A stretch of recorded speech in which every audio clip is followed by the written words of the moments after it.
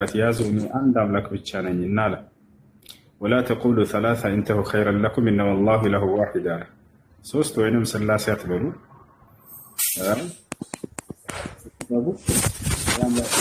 አንድ ብቻ ነው ማለት ታዲያ ለምንድን ነው እኛ የሚለው አላህ ሱብሓነሁ ወተዓላ ግነትን ለመግለጽ ነው ልቅናውን ክብሩን ለመግለጽ ነው እንደ አረበኛ ቋንቋ ነህኑ ወይንም እኛ የሚለው ቃል ለሁለት ዓላማ ይውላል አንደኛ የብዜትኛነት አለ ሁለተኛ የግነትኛነት አለ ታዲያ የብዜት ነው እንዳንል የአላህ ሱብሓነሁ ወተዓላ በብዜት አንድ ብቻ እንደሆነ ገለጸ ስለዚህ ካልሆነ ክብሩና ልቅናውን ለመግለጽ አንፈራ አንድ ክብሩና ልቅናውን ለመግለጽ እሺ ከላይ ያለው ላይ ጥያቄ አለ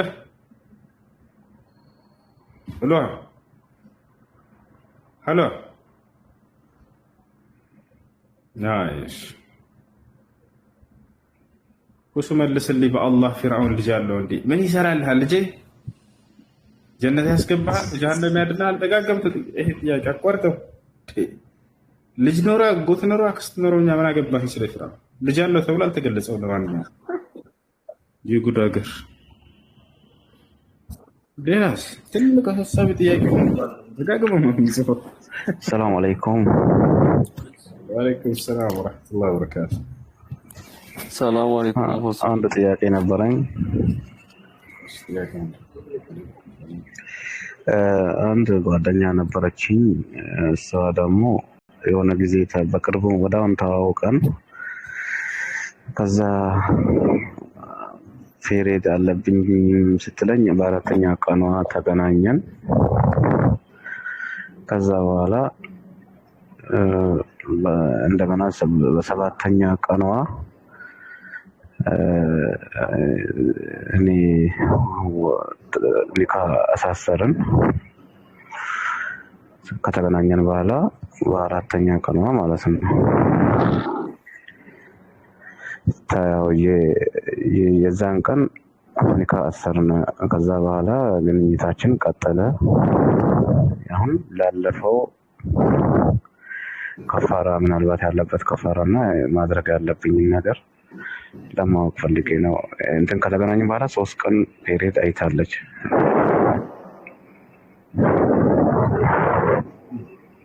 ከግንኙነት በኋላ ሳምንትም አልሆነም ከተገናኘናት በኋላ 3 ቀን ብቻ ነው መታደስ አለበት ፔሪድ አየችው ማለት ነው ኒካህ መታደስ አለበት ነው አይደለም ከዛ በኋላ ጥሩ ልጅ የዘሙት ነው ማለት ነው ለማወቅ ነው የተከሰተው ያለፈው ተውበት አለ አሁን ማደስ ኒካህ ነው አሁን ደግሞ እንደዚህ ብለን በእኛ ማህበረሰብ ውስጥ እንደዚህ ብለን አሁን ለማውራት ሰው የሷ አባት አለ አይደለ ወይ ኒካህን ማደስ ብቻ ነው ካንተ ሁለት ሻሂዶችን ታስቀምጥና ካንተ ጋር ያንን ኒካህን እንደ ማደስ ኬንድር ማባክ ከሆነ ኬንድር ያለው ይላል ተብያለሁ ትላለህ ሁለት ምስክሮች አብራችሁ ተቀምጠው ከሆነ በቂ ነው ለማህበረሰቡ ሁሉ ማሳወቅ አይጠበቅባቸው መስፈርት አይደለም ኦኬ አሁን እሷና እኔ የግድ ወይ እሷ አባት ወይ እኔ ቤት ፋሚሊ ግዴታ መገናኘት አለበት ያ ከዛ ውጪ ንካው በቂ ላይ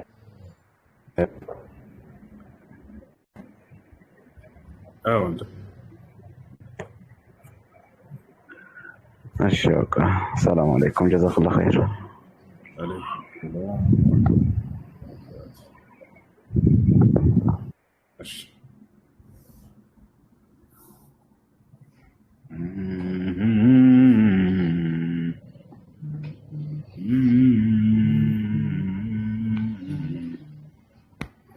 ቁርአን ልንቀራ ነው ልጆች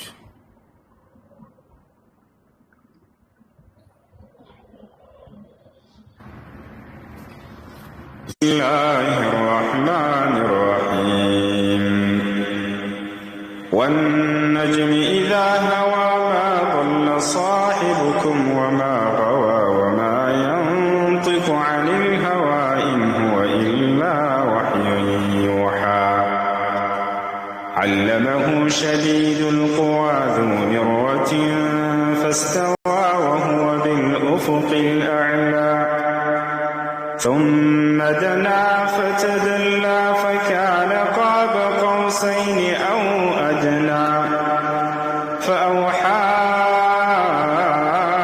إلى عبده ما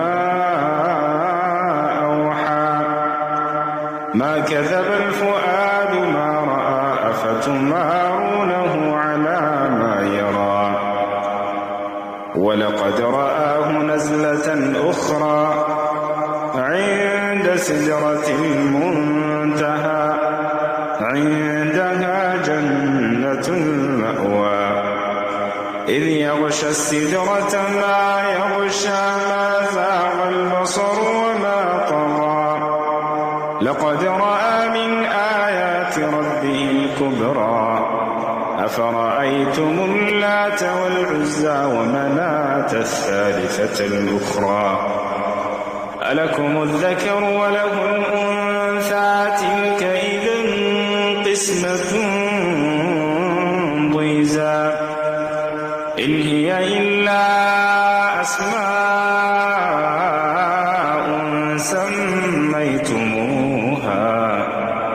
سميتموها أنتم وآباؤكم ما أنزل الله بها من سلطان إن يتبعون إلا الظن وما تهوى الأنفس ولقد جاءهم من ربهم الهدى أم للإنسان ما تمنى فلله الآخرة والأولى وكم من ملك في السماوات لا تغني شفاعتهم شيئا إلا من بعد أن يأذن الله لمن يشاء ويرضى إن الذين لا يؤمنون بالآخرة ليسمون الملائكة تسمية الأنثى وما لهم به من علم إن يتبعون إلا الظن وإن الظن لا يغني من الحق شيئا فأعرض عمن تولى عن ذكرنا ولم يرد إلا الحياة الدنيا ذلك مبلغهم من العلم إن ربك هو أعلم بمن ضل عن سبيله وهو أعلم بمن اهتدى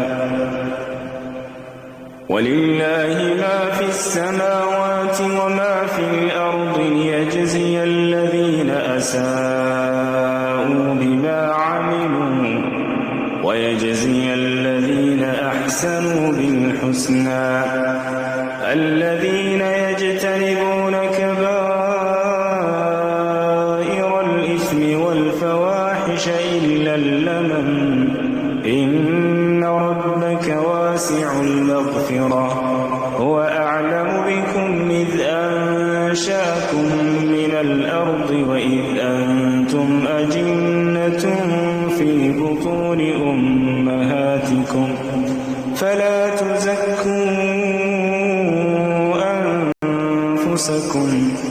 فلا تزكوا أنفسكم هو أعلم بمن اتقى أفرأيت الذي تولى وأعطى قليلا وأكدى أعنده علم الغيب فهو يرى أم لم ينبأ بما في صحف موسى وإبراهيم الذي وفى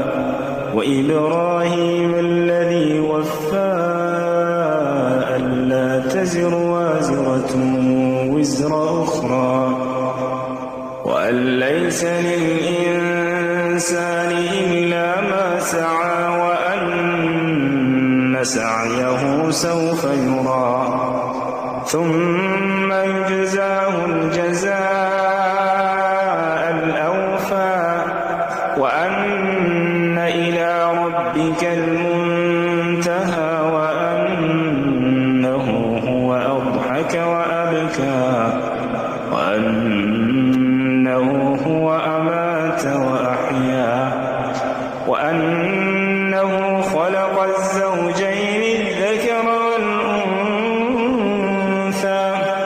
من نطفة إذا تمنى وأن عليه النشأة الأخرى وأنه هو أغنى وأقنى وأنه هو رب الشعرى وأنه أهلك عادا الأولى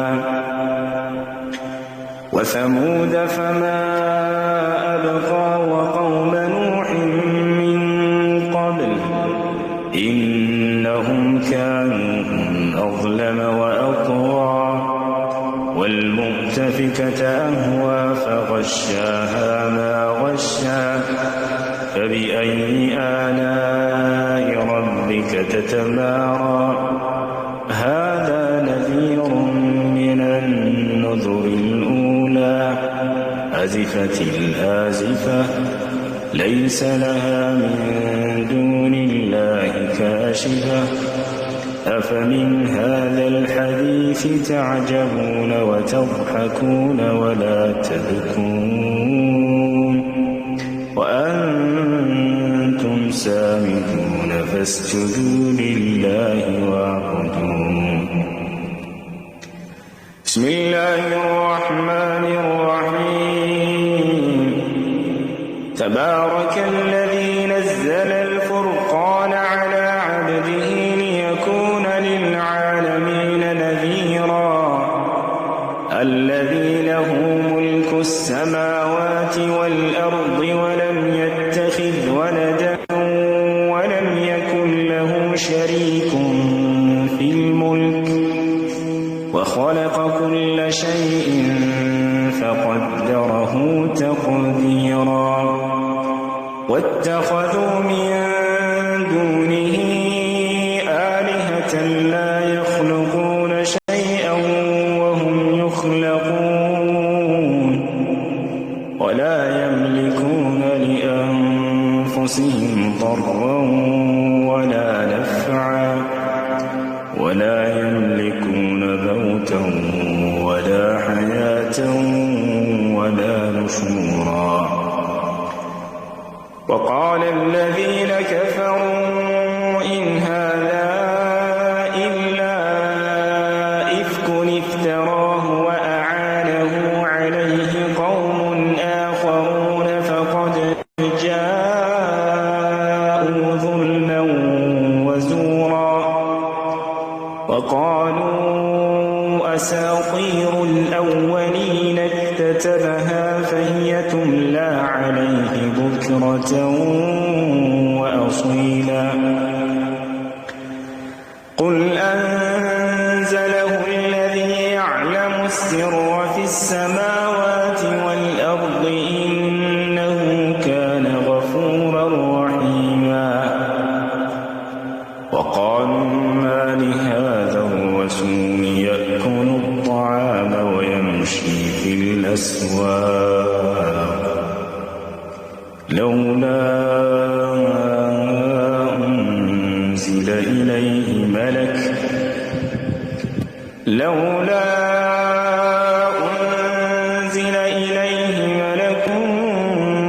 فيكون معه نذيرا أو يلقى إليه كنز أو تكون له جنة يأكل منها وقال الظالمون إن تتبعون إلا رجلا مسحورا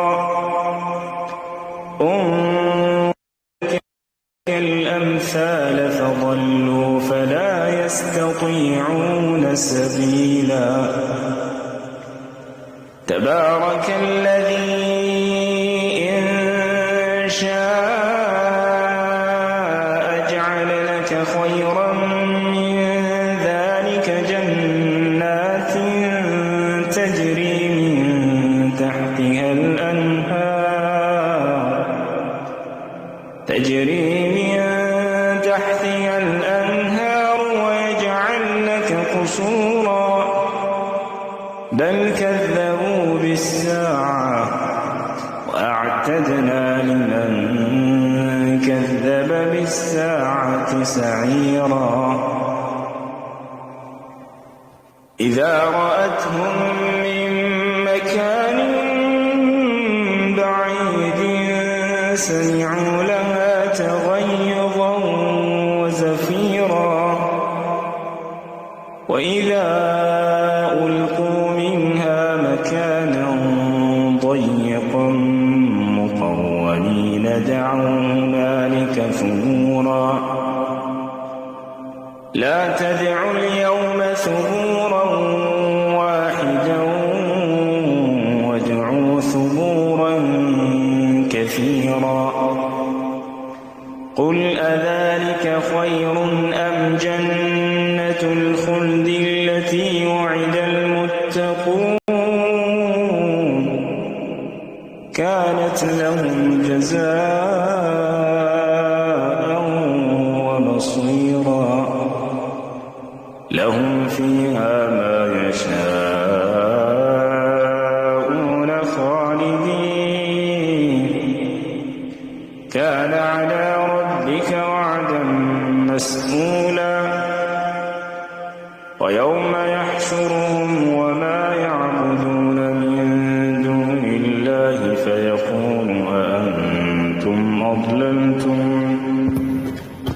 فيقول أأنتم أضللتم عبادي هؤلاء أم هم ضلوا السبيل قالوا سبحانك ما كان ينبغي لنا أن نتخذ من دونك من أولياء ولكن متعتهم وآباءهم حتى نسوا الذكر وكانوا قوما بورا فقد كذبوكم بما تقولون فما تستطيعون صرفا ولا نصرا ومن يظلم منكم نذقه عذابا كبيرا وما أرسلنا قبلك من المرسلين إلا إنهم ليأكلون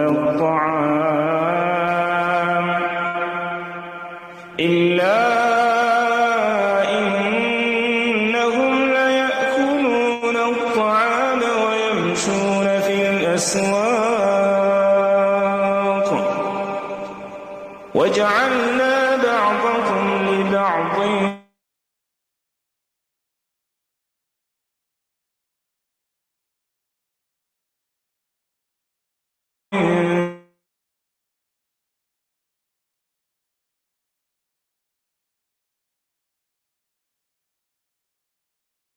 فتنة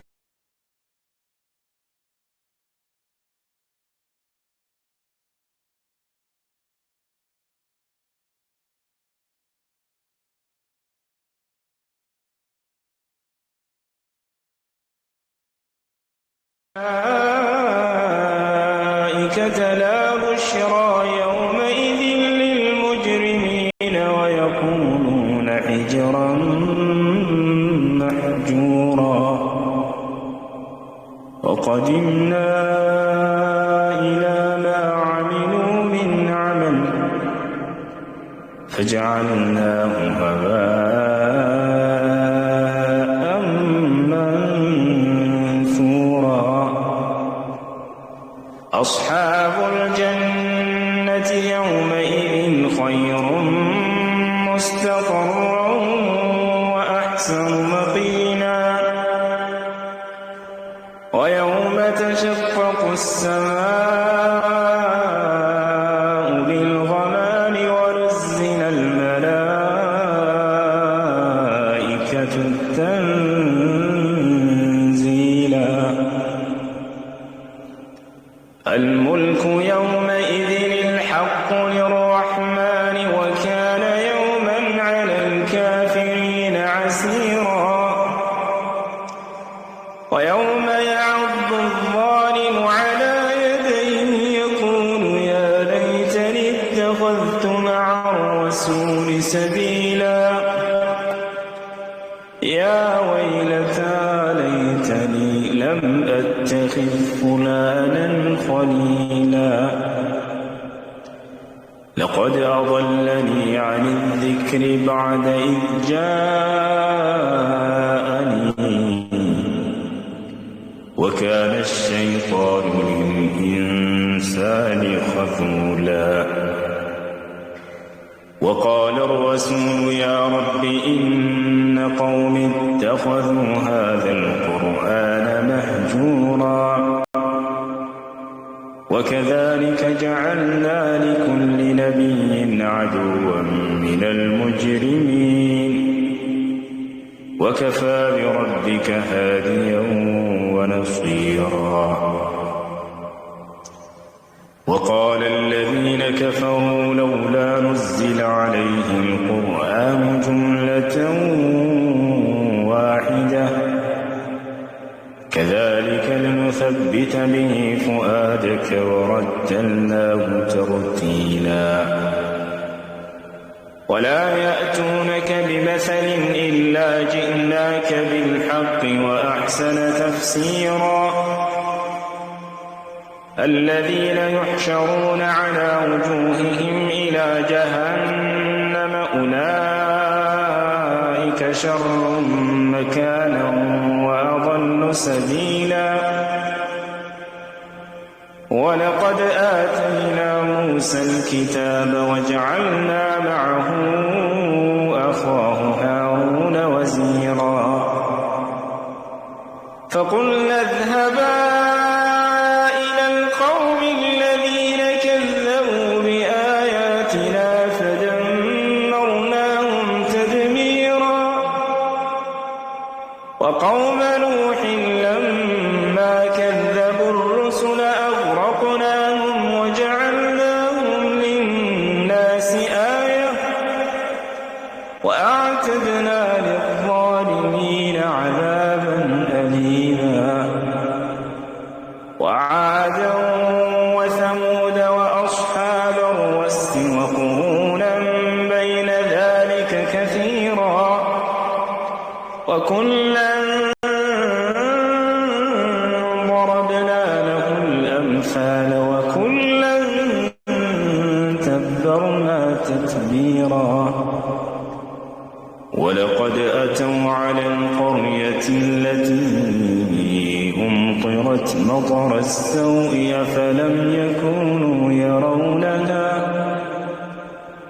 أفلم يكونوا يرونها بل كانوا لا يرجون نشورا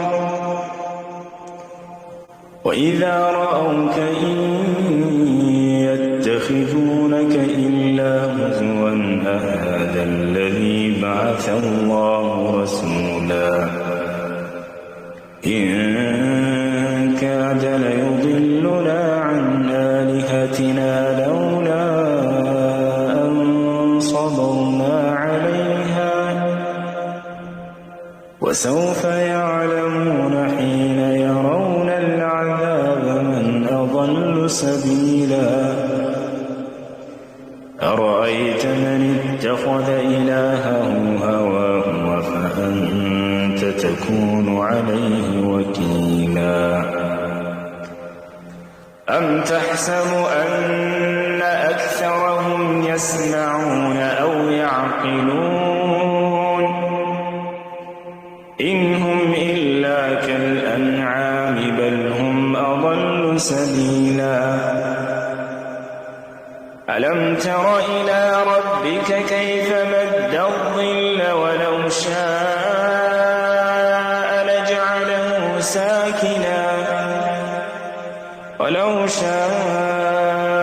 لجعله ساكنا ثم جعلنا الشمس عليه دليلا ثم قبضناه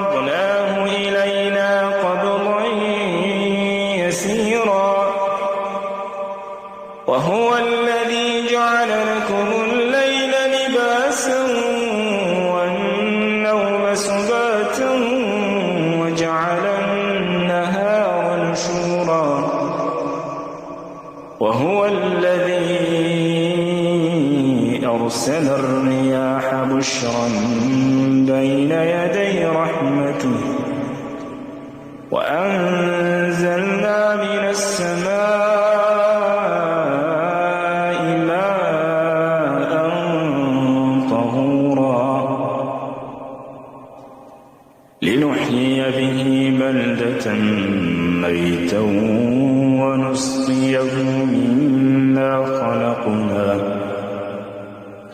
ونسقيه مما خلقنا أنعاما وأناسيا كثيرا ولقد صرفناه بينهم ليذكروا فأبى أكثر الناس إلا كفورا ولو شئنا لبعثنا في كل قرية نذيرا فلا تطع الكافرين وجاهدهم به جهادا كبيرا وهو الذي مرج البحرين هذا عذب فرات وهذا ملح أجاج وجعل بينهما برزخا وحجرا محجورا وهو الذي خلق من الماء بشرا فجعله نسبا وصهرا وكان ربك قديرا ويعبدون من دون الله ما لا ينفعهم ولا يضرهم وكان الكافر على ربه ظهيرا وما أرسلناك إلا مبشرا ونذيرا قل ما أسألكم عليه من أجر إلا من شاء أن يتخذ إلى ربه سبيلا وتوكل على الحي الذي لا يموت وسبح بحمده وكفى به بذنوب عباده خبيرا الذي خلق السماوات والأرض وما بينهما في 6 أيام ثم استوى على العرش الرحمن فاسأل به خبيرا وإذا قيل لهم اسجدوا للرحمن قالوا وما الرحمن أنسجد لما تأمرنا وزادهم نفورا تبارك الذي جعل في السماء بروجا وجعل فيها سراجا وقمرا منيرا وهو الذي جعل الليل والنهار خلفة لمن أراد أن يذكر أو أراد شكورا وعباد الرحمن الذين يمشون على الأرض هونا وإذا خاطبهم الجاهلون قالوا سلاما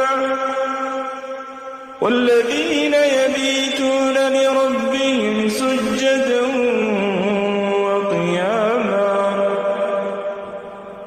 والذين يقولون ربنا اصرف عنا عذاب جهنم إن عذابها كان غراما إنها ساءت مستقرا ومقاما والذين إذا أنفقوا لم يسرفوا ولم يقتروا وكان بين ذلك قواما والذين لا يدعون مع الله إلها آخر ولا يقتلون يقتلون النفس التي حرم الله إلا بالحق ولا يزنون ومن يفعل ذلك يلقى أثاما يضاعف له العذاب يوم القيامة ويخلد فيه مهانا إلا من تاب وآمن وعمل عملا صالحا فأولئك يبدل الله سيئاتهم حسنات وكان الله غفورا رحيما ومن تاب وعمل صالحا فإنه يتوب إلى الله متابا والذين لا يشهدون الزور وإذا مروا باللغو مروا كراما والذين إذا ذكروا بآيات ربهم لم يخروا عليها صما وعميانا والذين يقولون ربنا هب لنا من أزواجنا وذرياتنا قرة أعين وجعلنا للمتقين إماما أولئك يجزون الغرفة بما صبروا ويلقون فيها تحية وسلاما خالدين فيها حسنت مستقرا ومقاما قل ما يعبأ بكم ربي لولا دعاؤكم فقد كذبتم فسوف يكون لزاما.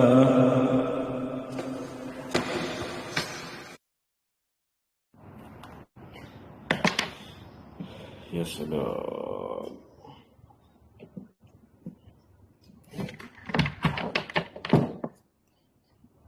قل ما يعبأ بكم ربي لولا دعاؤكم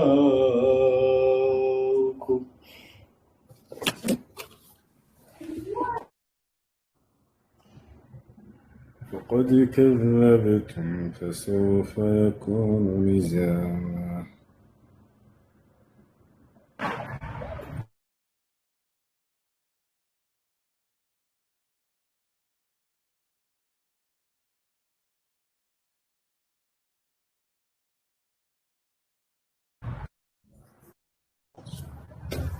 وعليكم السلام ورحمة الله وبركاته. الحمد لله على السلامة.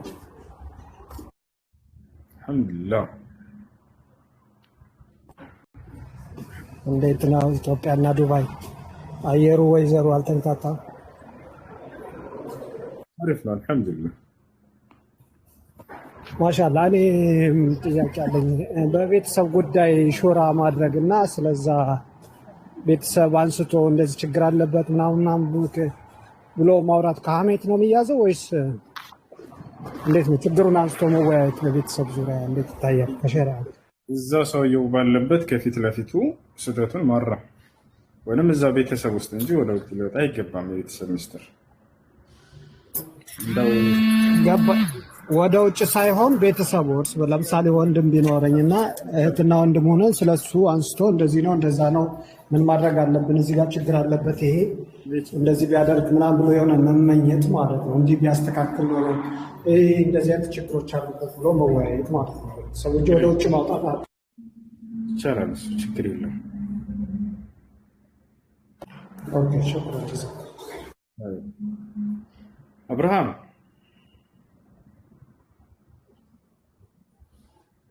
ሚዩትን አንሳ። አብርሃም ሚዩትን አንሱለት። ሚዩት አድርጋችሁት ከሆነ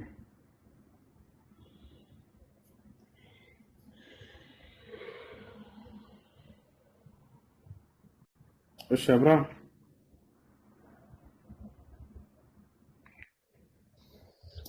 ምን ልንካ? አዲስ ነኝ። እንዴት ነህ? ጠይቅ። አሁን ይሰማል? ይሰማል አይደል? ድምጼ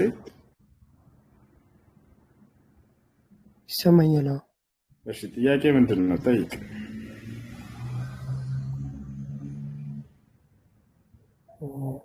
ጥያቄ ምን መሰለህ? አላህ የሚለው ትርጉም ከአረብኛ ወደ አማርኛ ሲተረጉም ምን ማለት ነው? እውነተኛው አምላክ ማለት ነው። አልኢላህ አልማዕቡድ ቢልሐቅ በእውነት የሚመለከው ብቸኛው አምላክ ማለት ነው። እሱም አሁን እኮ በአረብኛ ራሱ ያልከው ሌላ ነው እና እኔ ቀጥታ ነው ያልኩ። ማለት አብርሃም የሚባለው ስም አለ ወደ አረብኛ ሲተረጎም ኢብራሂም ከሆነ ቀጥታ ሲተረጎም ነው የፈለግኩና እኮ አማርኛ ነገርኩ።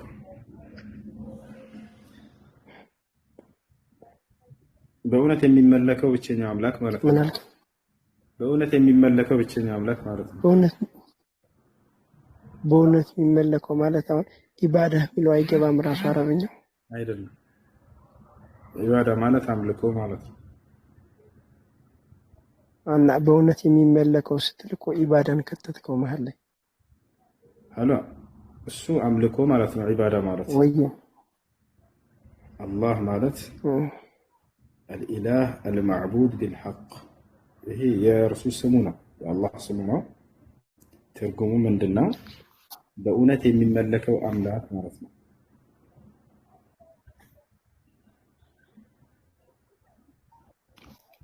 መልካም። ሌላ ጥያቄ አለ?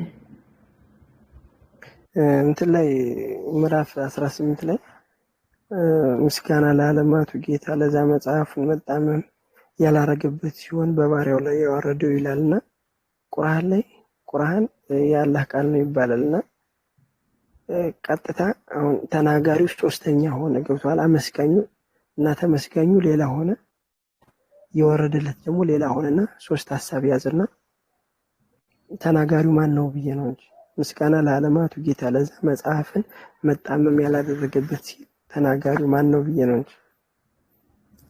እሺ ተናጋሪው እሱ ራሱ አምላክ አላህ ሱብሓነሁ ወተዓላ ነው።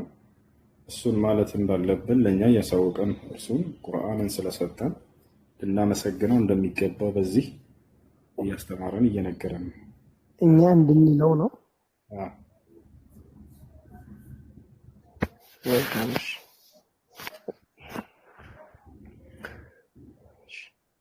እሺ ወንድም ጨውሽ ሌላ ጥያቄ ካለ መጠየቅ ትችላለህ። እሺ ወንድም አይ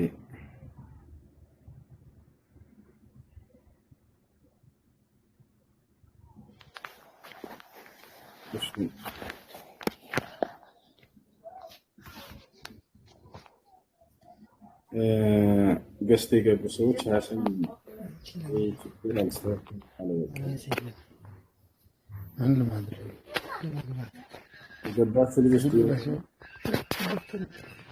ሰላም አለይኩም።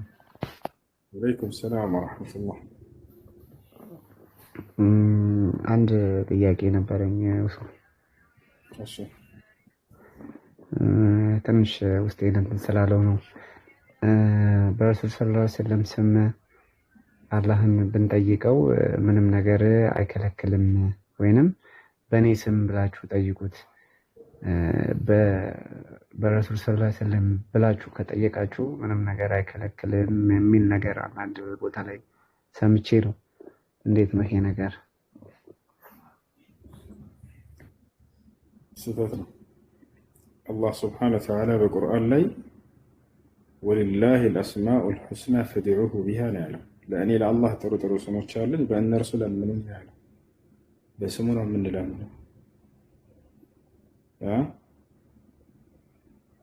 ያለው ነገር ምንድን ነው? እሱን አስመልክቶ አተወሱሉ ቢዱዓኢ ነቢይ ሰለላሁ ዐለይሂ ወሰለም ወቢዱዓኢ ሷሊሒን። ተወሱል የተፈቀዳለ ያልተፈቀዳለ። የተፈቀደው በቁርአንና በሐዲስ ላይ የተገለጹ የተወሱል አይነቶች አንደኛ አተወሱል ቢአስማኢሂ ወሲፋቲሂ፣ ሁለተኛ አተወሱል ቢዱዓኢ ሷሊሒን፣ ሶስተኛ አተወሱል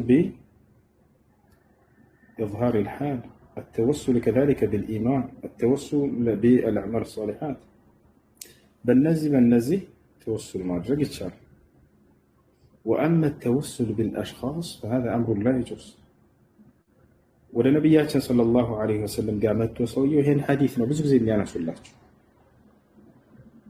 سويه وماتته يا رسول الله ادعو الله لي أن يرد لي بصري على شو ملو حديث المعبد يسفر لك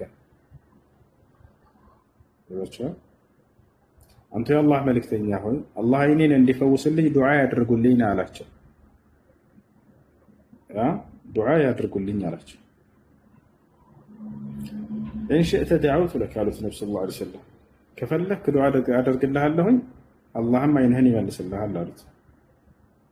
ወኢን ሰበርተ ፈለከ ኸይሩን ለከ ዛሊከ ብትታገስ ግን ለአንተ የተሻለ ነው አሉት። ምክንያቱም አይን ሳይኖር ቀርቶ በምድር ላይ ሶብር አድርጎ ከአላህ ዘንድ እንዳናገኛለሁ ብሎ ኢህቲሳብ ያደረገ ሰው በቀጣዩ ዓለም ጀነትን ያገኛል። ከባሪያዬ አይኖችን አልወስድበትም ጀነትን የምተካው በሆነ እንጂ ብሏል አላህ ሱብሓነሁ ወተዓላ ሐዲስ አልቁድሲ ላይ። አይ ላ ያ ረሱላላህ በል ኡሪድ አን አራ ናቸው ወይርድ አላህ ዐለይሂ በሰሪ ማየት እፈልጋለሁ አላህ አይኔን እንዲመልስልኝ ይለምኑልኝ አላቸው። ወዲያው ነቢያችን ሰለላሁ ዐለይሂ ወሰለም ወዲያው አሉት ዱዓ አድርግ አሉት። ሰውዬው ተፈወሰ። ወዲያው እዚህ ቦታ ላይ ሰውየው በነቢያችን ሰለላሁ ዐለይሂ ወሰለም ዱዓ ነው ተወሱል ያደረገው። ይወጣው አይደል? እና በሰዎች ተወሱል ማድረግ አይቻልም፣ አልተፈቀደም። كذلك عباس የነቢያችን ሰለላሁ ዐለይሂ ወሰለም አጎት ከነቢያችን ሰለላሁ ዐለይሂ ወሰለም ህልፈት በኋላ መተው ሰሃቦች እነ ዑመር ኢብኑ አልኸጣብ ያንን ማስረጃ ያደርጋሉ። ይህንን ተወሱል በሰዎች ይቻላል ለማለት ሰዎች እንደውም በሰዎች ተወሱል ማድረግ እንደማይቻል መጡና ሰዎች ምን አሉት? ያ ዐመ ረሱልላህ አንተ የነብዩ ሰለላሁ ዐለይሂ ወሰለም አጎት ሆይ كنا نستسقي بالنبي صلى الله عليه وسلم بدعاء النبي صلى الله عليه وسلم يعني والآن نستسقي والآن ندعو الله أن يسقينا أو كما قال عمر بن الخطاب رضي الله عنه بنبيات صلى الله عليه وسلم جزير ساتشو سالو برساتشو دعاء ما كان ينت زنابنا الله أن لمنا ولمبر يلقسنا أخن دقمو أنت دعاء درق لنا زنابنا يلقسن لمن لنا عرض ከዚህ ትልቅ ማስረጃ የምትወስዱት በሰዎች ተወሱል ለማድረግ እንደሚቻል አህባሾች ይሄንን ሐዲስ ያመጣሉ። ይሄን የዑመር ኢብኑ አልኸጣብ ንግግር እንደውም በእነሱ ላይ ትልቅ መልስ ነው። ይሄ በሰዎች ተወሱል ማድረግ እንደማይቻል ብቻ ኖሮ አባስ ጋር ምን አስመጣው? ዑመር ኢብኑ አልኸጣብ እዛው ነብዩ ሰለላሁ ዐለይሂ ወሰለም ለቀብራቸው ሄዶ የሞተን ሰው መለመን አይችልም ነበር? እዛው ይችል ነበር። አባስ ጋር ያስመጣው ነበር። ምክንያቱም አንድ ሰው ካረፈ ከሞተ በኋላ ምንም ሊጠቅም እንደማይችል ትልቅ ማስረጃ ነው። እንደውም በራሳቸው ላይ የሞተን ሰው መጠየቅና መለመን ቢቻል ኖሮ ያ ሰው ይለምንልኛል ብለህ ቢያስቡ ኖሮ ሱሐቦች ወዲያው ሄዶ ረሱል ሰለላሁ ዐለይሂ ወሰለም ቀብራቸው ላይ ሄደው ሱሐቦች እየተንደፋደፉ አንተ ያላህ መልእክተኛ ዝናብን አላህ እንዲለግሰን ለምኑልን ብሎ ይጠይቃቸው ነበር። እንደማይቻል እንደውም ትልቅ ማስረጃ ነው። እና ወደ አላህ ተወሱል ማድረግ የሚያቀራርብህን መልካም ነገር መያዝ ይቻላል። ነገር ግን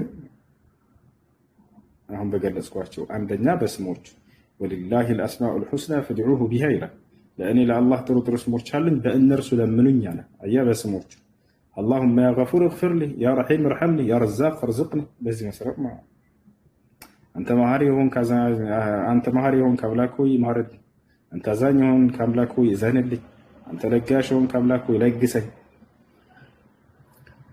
ሁለተኛ በኢማን በቁርአን ላይ በርካታ ቦታ ላይ ይሄን የሚያመለክት አለ። ረበና ኢነና ሰሚዕና ሙናዲየን ዩናዲየ አን አሚኑ ቢረቢኩም ፈአመና ረበና ፈግፊር ለና ዙኑበና። ሌላኛው በኢዝሃር አልሓል ማንነትን በመግለጽ አደምና ሐዋ ያደረጉበት የተውበት አይነት ይሄኛው ነው። ቃለ ረበና ظለምና አንፉሰና ወኢን ለም ተግፊር ለና ወተርሐምና ለነኩነነ ሚነል ኻሲሪን የሚለው አደምና ሐዋ እንዴት ነው ወደ አላህ ተቀርብ ያደረጉት ተወሱል ያደረጉት? ሰላም ነው ሁሱ? ሰላም ነው። ጥያቄ ነበረኝ፣ አንድ ጥያቄ። እሺ አሁን እኔ ማለት ነው አልተገረዝኩምና የምትሰግደው ሶላት አይበቃልህም አሉኝ ሰዎቹ። ማን ያለ ስም በለው። ሶላት ትክክል ነው ጧሃራህን እስከጠበክ ድረስ። ነገር ግን ተገረዝ። እሺ መገረዝ ግዴታ ነው። ተገረዝ። እሱን ማውቃለሁ። ግን የምትሰግደው አይበቃልህም ካልተገረዝክ ዋጅብብሃል ምናምን አሉኝ። እድሜ ወደ 22 ምናምን ነው። ሶላት ተቀባይነት አለ። 22 ዓመት ነው ረባህ እስካሁን ቶሎት ተደረገ እንጂ በአላህ የዛሬ ዓመት 28 ገብተህ እንዳገኘህ። እሺ ለማንኛውም ወንድማችን ነው እንትን ማድረግ አለብህ፣ መገረዝ አለብህ። እሺ ተገረዝ። ሌላኛው ነገር ወይ በጣም አመሰግናለሁ። አይ እሺ ሶላትህ ተቀባይ ነው። ሶላትህ ተቀባይ ነው። ጣራህን በደንብ ጠብቀህ ስገድ። እሺ አመሰግናለሁ። ይሄ ነበር ጥያቄ። አንድ ጥያቄ ነበረኝ ልደግም ነበረ። እሺ ሌላኛው ጥያቄ ድጋሚ ነው፣ ሌላ ጥያቄ ነው። እኛ አካባቢ ያው የተለያዩ እንትኖች አሉ፣ መስጂዶች ማለት ነው። እሺ ከቅርታ ከኮሜንት ጋር አብርሃም እንመልስለት። ያኔ አየቲማ ዒባደተሁ ምን ማለት ነው? አምልኮ እንዲሞላለት ማለት ነው። እሺ አብርሃም አምልኮ እንዲሞላለት ማለት ነው። እሺ ጥያቄን ቀጥል። እና የተለያዩ መስጂዶች አሉ እና ሽርክ ምናምን የሚሰራባቸው አንዳንድ ነገሮች ከሰላት በኋላ ዱዓ ምናምን የሆነ ዱዓ እያደረገ ምናምን እንደዛ የሚደረግባቸው፣ አንዳንዴ ደግሞ ዙር ላይ ምናምን የሆነ ሰዓት ላይ ጁማ ላይ ቁሙት ዱዓ ምናምን የሚደረግባቸው መስጂዶች አሉ እና በሌላ እኔ አላደርግም ያንን ነገር። ለምሳሌ ግን አሁን እዛ ሄጂ መስገዴ ወይንም ሽርክ የሚሰራው ሰውዬ ወይንም ሽርክ ከሚሰሩ ሰዎች ጋር መስገዴ እንዴት ነው? ሰላቴ አይበቃም ወይስ እንዴት ነው? ይሄ ነገር ግልጽ ቢደረግልኝ። ኢማሙ ሽርክ እንዳለበት ካወቅ ተከትሎ መስገድ አይበቃም፣ አይቻልም።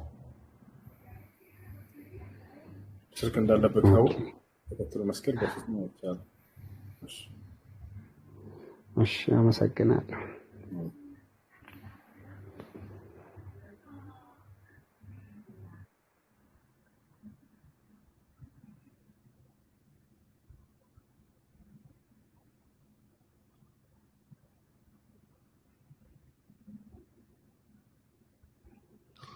አድሚኖች ካላችሁ ሰው ማስገባት ትችላላችሁ። አንድ ጥያቄ ልድገም። እንትን ንያ ከሰላት በፊት ወይንም ሰላት ከመስገድ በፊት ንያ የሚባል ነገር አለ። አንድ ከኔ ጋር የሚሰግድ ልጅ አለ እና ንያን እኔ እንደዛ ብዬ አላቅም እስከዛሬ። እንዴት ነው ስለው አይ ሰላት እስከዛሬ የሰገድከው አይበቃም ምናምን ነገር አለኝ። ንያ የሚባል ነገር እኔ የማውቀው ነገር የለም እስካሁን ስሰግድ ማለት ነው፣ ብዬም አላቅም በአፌ ማለት ነው። ያንተ ነው ትክክለኛው። ንያን በልብ እንጂ በአንደበት አይደለም። ንያ ለማንኛውም ስራ ግዴታ ነው። ቃለ ነቢዩ ሰለላሁ ዐለይሂ ወሰለም ኢነማ አልአዕማሉ ቢንኒያት ወኢነማ ሊኩሊ እምሪኢን ማ ነዋ ፈመን ካነት ሂጅረቱሁ ኢለላሂ ወረሱሊሂ ፈሂጅረቱሁ ኢለላሂ ወረሱሊሂ ወመን ካነት ሂጅረቱሁ ሊዱንያ ዩሲቡሃ አው ኢምረአቲን የንኪሑሃ አው የተዘወጁ ቢሃ። ኢነማ አልአዕማሉ ቢንኒያት፣ ማንኛውም ስራ ትክክል የሚሆነው በንያ ሲሰራ ጊዜ ነው አሉ ነብዩ ሰለላሁ ዐለይሂ ወሰለም። ወኢነማ ሊኩሊ እምሪኢን ማ ነዋ፣ ለሁሉም ሰው ደግሞ የነየተውን ያገኛል አሉ። ያ ንያ ግን መገኛ ቦታው የት ነው? አኒየቱ መሐሉሃ አልቀልብ ወተለፉዙ ቢንኒየቲ ቢድዓ። ንያ መገኛ ቦታው ልብ ላይ ነው። ልብ ላይ ነው። ንያ ማለት ከመሰረቱ ትርጉሙ ቀጥታ ቃሉ ትርጓሜው አልቀስዱ ፊል ቀልብ ማለት ነው። በልብ ማሰብ ማለት ነው። በልብ ማሰብ ዙህር ሶላትን በልብህ እንደምትሰግድ ካሰብክ በቂ ነው። ጾምም ከሆነ የነገውን ቀን እንደምትጾም በልብህ ካሰብክ ሌሊት ላይ በቂ ነው። መን ኸጠረ ፊ ባሊሂ ቢአነሁ ሰየሱሙ ገደን ፈቀድ ነዋ ከማ ቃለ ሸይኹል ኢስላም ኢብኑ ተይሚያ ረሒመሁላህ ተዓላ። የነገውን ቀን እጾማለሁ የሚል ሀሳብ በአይምሮ ውስጥ ሁሉ ያለበት ሰው ኸላስ ነይቷል፣ ጨርሷል። ነገ እጾማለሁኝ ተቀበለኝ ላ ይሄ አያስፈልግም። ወሰሊ ሶላተ ዙህር 4 ረክዓ ሊላሂ ተዓላ ማእሙመን አላሁ አክበር። ይህን አይነት ነበር ነቢ ሰለላሁ ዐለይሂ ወሰለም። ሰሃቦች ይማላሉም እንደዚህ። ከየት ነው ያገኙት? እሰግዳለሁ የዙህር ሶላትን 4 ረክዓ ተከታይ ሆኜ መሪ ሳልሆን እያለ ነው ሰውየው። ገብታችኋል? አንደኛው መካ ሊሰግድ እንደዚህ ቆሞ ነው ከኢትዮጵያ ሀገራችን ሄዶ አረቦች ሰምተው አጋጣሚ ያጠገቡ يصلي صلاة الظهر 4 ركعة لله تعالى مأموما سيدي سموتا قتلوا ቆይ ገና ነህ ያልጨመርከው አለ ይረሳው አለ ምንድነው አላቸው ቀኑን ሰዓቱን ቦታውን ወሩን አመቱን ተናገር እንጂ ለምን ይቀራል እሱ መስገደው መካ ነው የዛሬው ቀን የዛሬው ሰዓት እዚህ ነው አመቱ ወሩ ይሄ ያስፈልግም ነው አላህ Subhanahu Wa Ta'ala በልባችሁ የምታስቡትን ሁሉ ያውቃል يعلم خائنة الأعين وما تخفي الصدور ልብ የምትደብቀው ሁሉ ያውቃል إنه عليم بذات الصدور ልብ ያዘችውን ሁሉ የሚያውቅ አምላክ ነው አላህ Subhanahu Wa Ta'ala ስለዚህ ንያ በልባችሁ ማሰብ በቂ ነው እሺ አመሰግናለሁ መርሐባ ሰላም አለይኩም ወራህመቱላሂ ወበረካቱ ወአለይኩም ሰላም ወራህመቱላሂ ወበረካቱ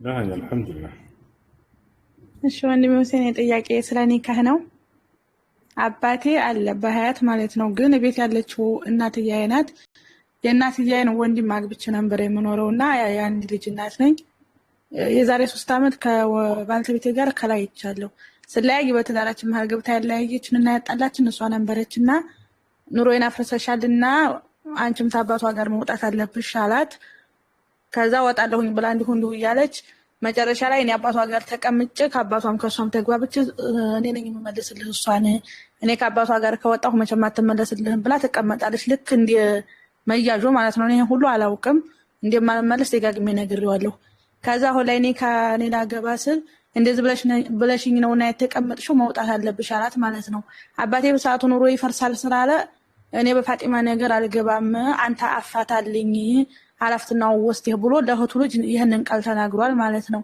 እና ያፋታኝ አክስቴ ልጅ ነው አሁን ደግሞ ሚስቱ ተቤት ስትሄድ አሁንም አልድርሽም አላቀም ቀብሬም ላይ እንዲያትቆሚ አለኝ ያክስቴ ልጅ እኔ ነኝና ያፋታሁሽ እኔ ድርሻለሁኝ ያባትም ወገን ስለሆንኩ አለኝ አባቴ የእህቱ ልጅ ነው አባቴ ወንድምም የለውም አያትም የለኝም እኔም ወንድምም የለኝም ያን የቅርብ ዘመድ የተባለው ያባቴ የእህቱ ልጅ ነውና ኒካ ማስተሳሰር ይችላል ወክል ያለው ሳይለው ወይስ አይችልም አባትሽ በህይወት አለ አይደል አለ ግን አልወክልምም አልሰጥምም ማለት ቢያለ እሺ የመዳር ግዴታ አለበት ያ የሚያገባት ሰው መጥፎ ሰው ካልሆነ ያስተካክል ይሄን ነብይ በማለቱ ከአላህ ዘንድ ያስጠይቃል አጎታለሽ አጎትም የለኝም ወንድምም የለኝም በአባቶ ወገን በቃ ቅርብ የተባለው ይሄ እህቱ ልጅ ብቻ ነው ያለው ማለት ነው እንዲያፋታኝ ፈቅዶለታል እንዲድረይ ግን አልፈቅድም ማለት ሸሪዓ ፍርድ ቤት እንጂ የእህቱ ልጅ ማስተሳሰር አይችልም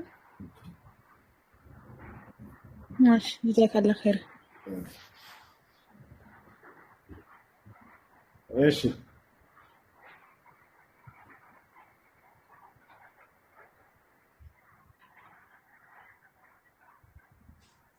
ሰላም እንዴት ዋላችሁ ሰላም እንዴት ነሽ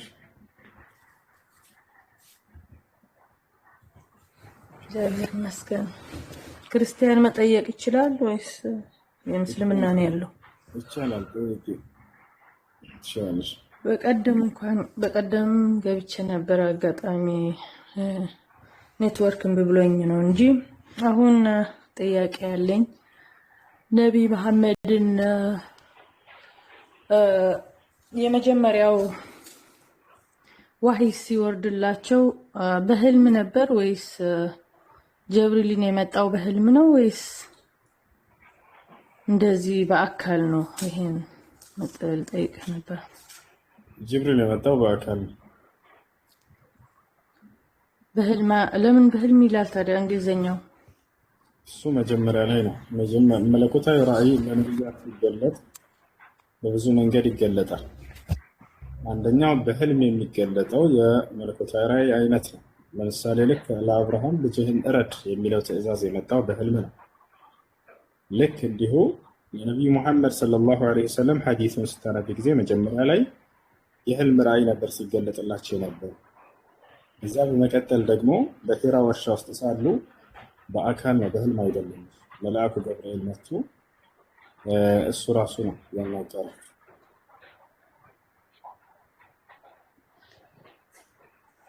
ኦኬ በአካል እንደሆነ እንዴት እናውቃለን በህልም እንዳልሆነ? እሺ ሐዲስ ላይ ራሱ ይናገራል። ነብዩ መሐመድ ሰለላሁ ዐለይሂ ወሰለም ወደ ዋሻ ሲሄዱ የነበረው በህልም አልነበረ፣ በአካል ነበር ሲሄዱ የነበረው። የተሳለረ እኔ መልአኩ ተገለጠልኝ ይላሉ ነብዩ ሰለላሁ ዐለይሂ ወሰለም فبينما أنا أمشي إذ سمعت صوتا من السماء يقول يا محمد إنك لرسول الله حقا يا لين يقرأ الرسول واشا واستسير يقرأوا بهلم على الوجهات خرجوا منه الزاني تقلت لي ما نفاتشو السوء باكان اللون يقلس لنا يقرأوا ينبروا بهلمات شوال نبروا باكان. ኦኬ መጀመሪያ በራእይ ታያቸው ነበር? ምን ይላቸው ነበር? መጀመሪያ እምነት ነበራቸው እንዴ? መጀመሪያ እምነት ነበራቸው? ነብዩ መሐመድ ሰለላሁ ዐለይሂ ወሰለም በአንድ አላህ የሚያምኑ አላህን በብቸኝነት የሚገዙ ነበሩ ነብይ ከመሆናቸው በፊት። እዛው ሐዲስ ላይ አሁን ምናልባት ላይ ታሽው ከሆነ كان يتحنث في غار حراء ይላል። ወደ ሂራ ዋሻ በመሄድ አላህን ይገዙ ነበር ይላል። አላህን ይገዙ ነበር። ግን በቁርአን ደግሞ ጠፍተህ ነበር እኛ መለስነ ደግሞ ይላል። ወይን ላምጣል ቁጥሩን እሱ ጠፍተህ ነበር ይላል። አለማወቃቸውን የሚገልጽ ነው። ወጀደከ ضالًا فهدى ይላል ማለት እሱ በሌላ ቦታ ላይ አላህ ሲናገር ምን ማለት እንደሆነ የማታውቅ ነበርክ ከዚያም እንድታውቅ መራሁህ ይላቸዋል። ያ ማለት የኢስላም ህግና ተግባራቶችን አሁን ለምሳሌ ረመዳን መጾም የሚለውን አያውቁትም ነበር። በቀን 5 ጊዜ መስገድ የሚለውን አያውቁትም። የአምልኮ ህግጋቶችን አለ አይደል? ሐጅ አድርግ፣ ጾም፣ ዘካ ስጥ፣ ምጽዋት አድርግ የሚለውን ህግጋት ያንን መለኮታዊ ራእይ ሳይወርድላቸው በፊት አያውቁ ነው የገለጸ ያለው። ማ ኩንተ ተድሪ መልኪታብ ይላል ሌላ ቦታ ላይ ሲገልጸው መጽሐፉ ምን ያውቅም ነበር ይላቸዋል። አይሽ ነብይ ከተደረጉ በኋላ ነው ራእዩ የመጣላቸው። ከዚያ በፊት ያውቁታል ወይ? ቁርአንን አያውቁትም ነበር። ሲወርድላቸው ጊዜ ነው ያውቁት። ከቁርአኑ ከመውረዱ በፊት 66 የጣዖት አምላኪዎች ነበሩ። የተለያየ ጣዖት ያምልኩ ነበርና ነብይ መሐመድ የትኛው አምላክ ነበር የሚያመልኩት እዛ ከነዛ? ወይስ የራ እንዴት አይነት እምነት ነበራቸው? ኦኬ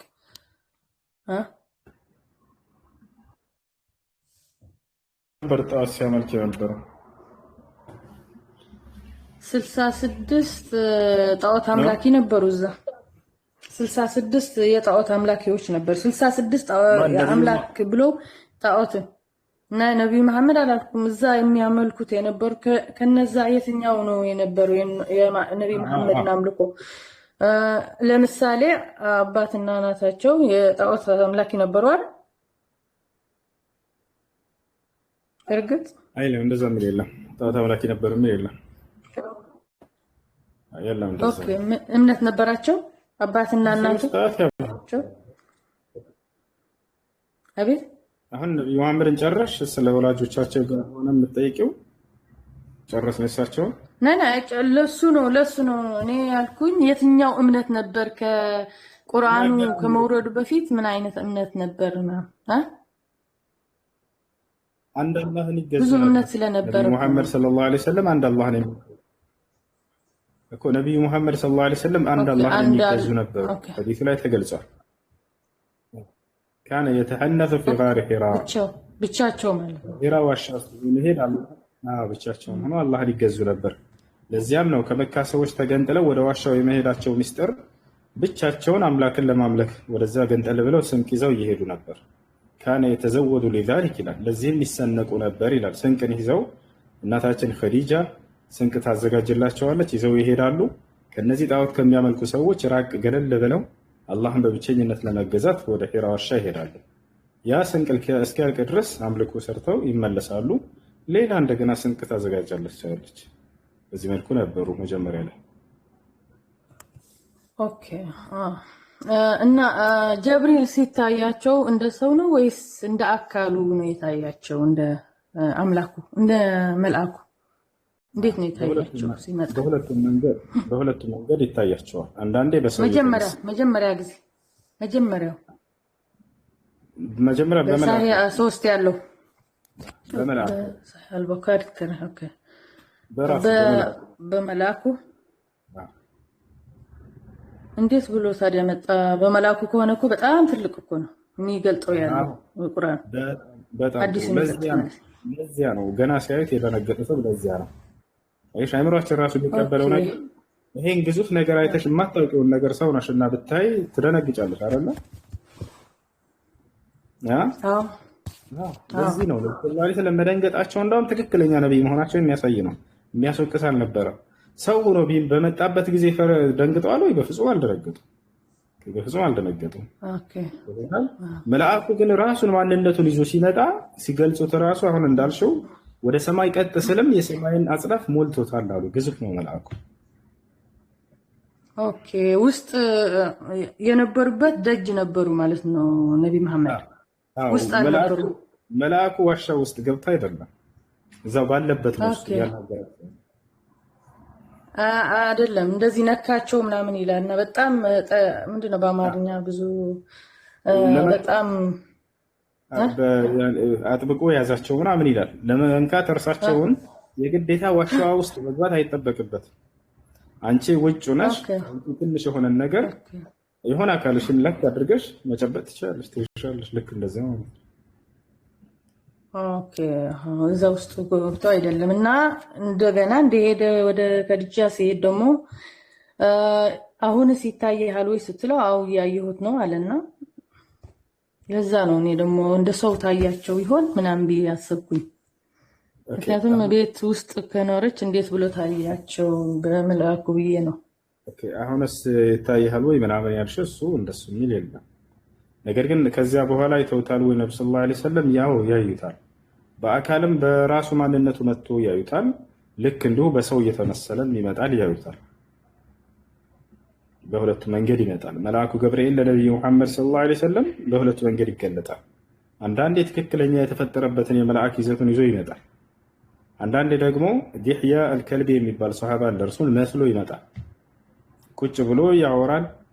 ለማንኛውም ሰዎችም ይሰሙታል። ምስክር አላቸው ወይ ከተባለ አዎ፣ ሌሎችም የነብዩ መሐመድ ሰለላሁ ዐለይሂ ወሰለም ምስክሮች እነዚያ ሁሉ ሱሐቦች ቁጭ ብለው ገብርኤልን ያዩት ነበር፣ ሚካኤልን ያዩት ነበር። ገብርኤል እና ሚካኤል መጥተው ወደ ነብዩ ሰለላሁ ዐለይሂ ወሰለም መልእክትን አስተላልፈው ይሄዱ ነበር። ያዩቸዋል፣ ይሰሟቸዋል ሱሐቦች።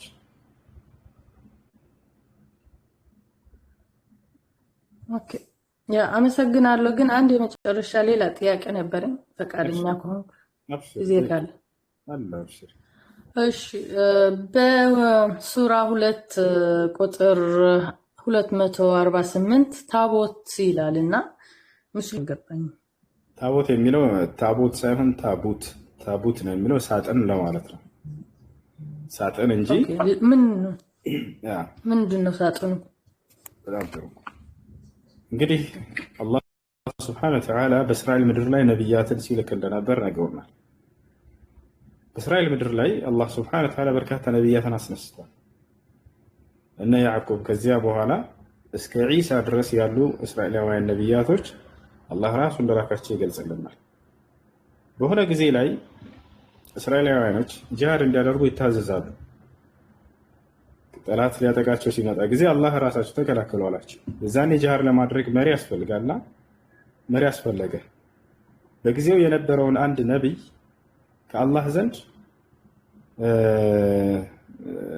የተመረጠ የሆነን መሪ አድርግልን አሉት። እሺ አሉ።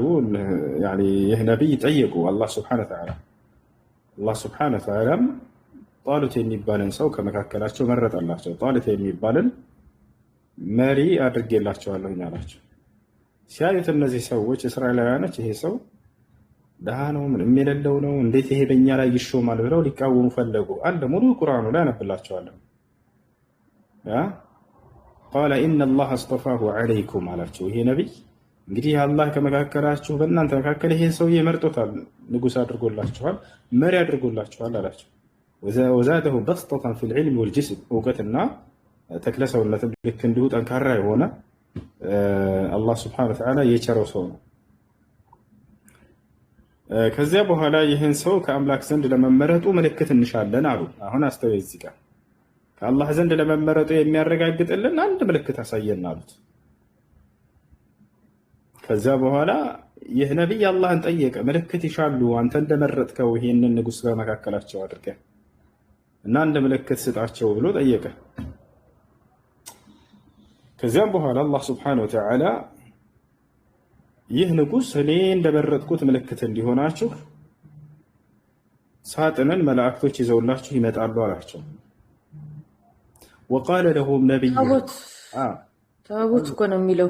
ለምን ሳጥን ትለዋለህ? ታቦት እኮ ነው የሚለው ወንድሜ። ታቦት ማለት ሳጥን ማለት ነው ወገናችን። ቁርአኑን ላውጣልሽ። በአማርኛም ታቦት ነው የሚለው። በአማርኛም ታቦት ስላለ ነው። አረበኛው ነው ታቦት የሚለው። ታቦት የአረበኛ ቃል አይደለም። ታቦት ቡ ነው። ቦ አረ ታቦት ሳይሆን ታቦት። በአማርኛ ታቦት ይላል። ቁርአኑ ግባና አይደል? አማርኛው ጋር ግባና። በአረበኛ ታቦት አይባልም። ምናልባት ተፍሲሩ ላይ አስቀምጦት ሊሆን ይችላል። እኔ ከዚህ በፊት እሱን አንተ ብዬ አላውቅም፣ ግን ታቦት የሚለው አረበኛው ላይ ነው ያለው። እሺ ታቦት ማለት ደግሞ ሳጥን ማለት ነው። ሌላም ቦታ ላይ ያሳይሻለሁ። ይሄ ቃል አላህ ሱብሓነሁ ወተዓላ ሌላ ቦታ ላይ ጠቅሶታል። ላሳይሽ። ታቦት ሳይሆን ታቦት ነው። የት ጋር እንዳለ ላሳይሽ። ሳጥን ማለት እንደሆነ አሳይሻለሁ። እሺ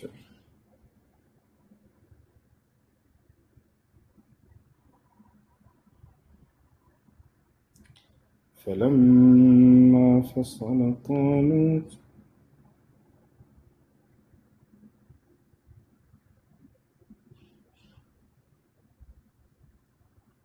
سورة البقرة 248 አይደለም 248 ሌላ ሳይሽ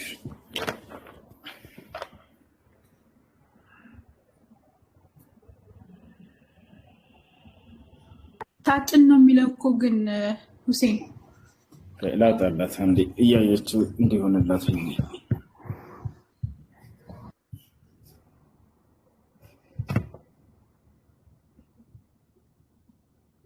ያ ይታይሻል። 248 ነቢያቸውም ለእነርሱ የንግስናው ምልክት ከጌታቸው የሆነ እርጋታ የሙሳ ቤተሰብና የሃሩን ቤተሰብ ከተውትም ቅርስ በውስጡ ያለበት መላእክትም የሚሸከሙት ሆኖ ሳጥኑ ሊመጣላችሁ ነው አላቸው።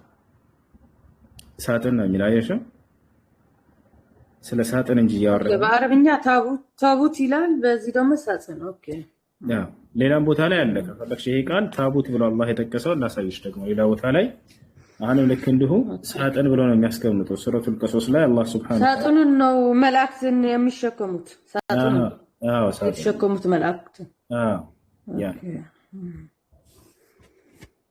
እንጂ ታቦት አይደለም ማለት ነው። ታቦት አይደለም። ኦኬ አንድ ሼክ ግን ታቦት ነው ብሎ ሲያወራ የአረብ ሼክ ሰምተነዋል ማለት ነው። ታቦት ነው ሻህረለም ከያሰኝ ዕላማ ነው ትልቅ ያሰው የሻህረለም አላሰማ እንዳም በጣም ጥሩ አጋጣሚ አይቻለሁ።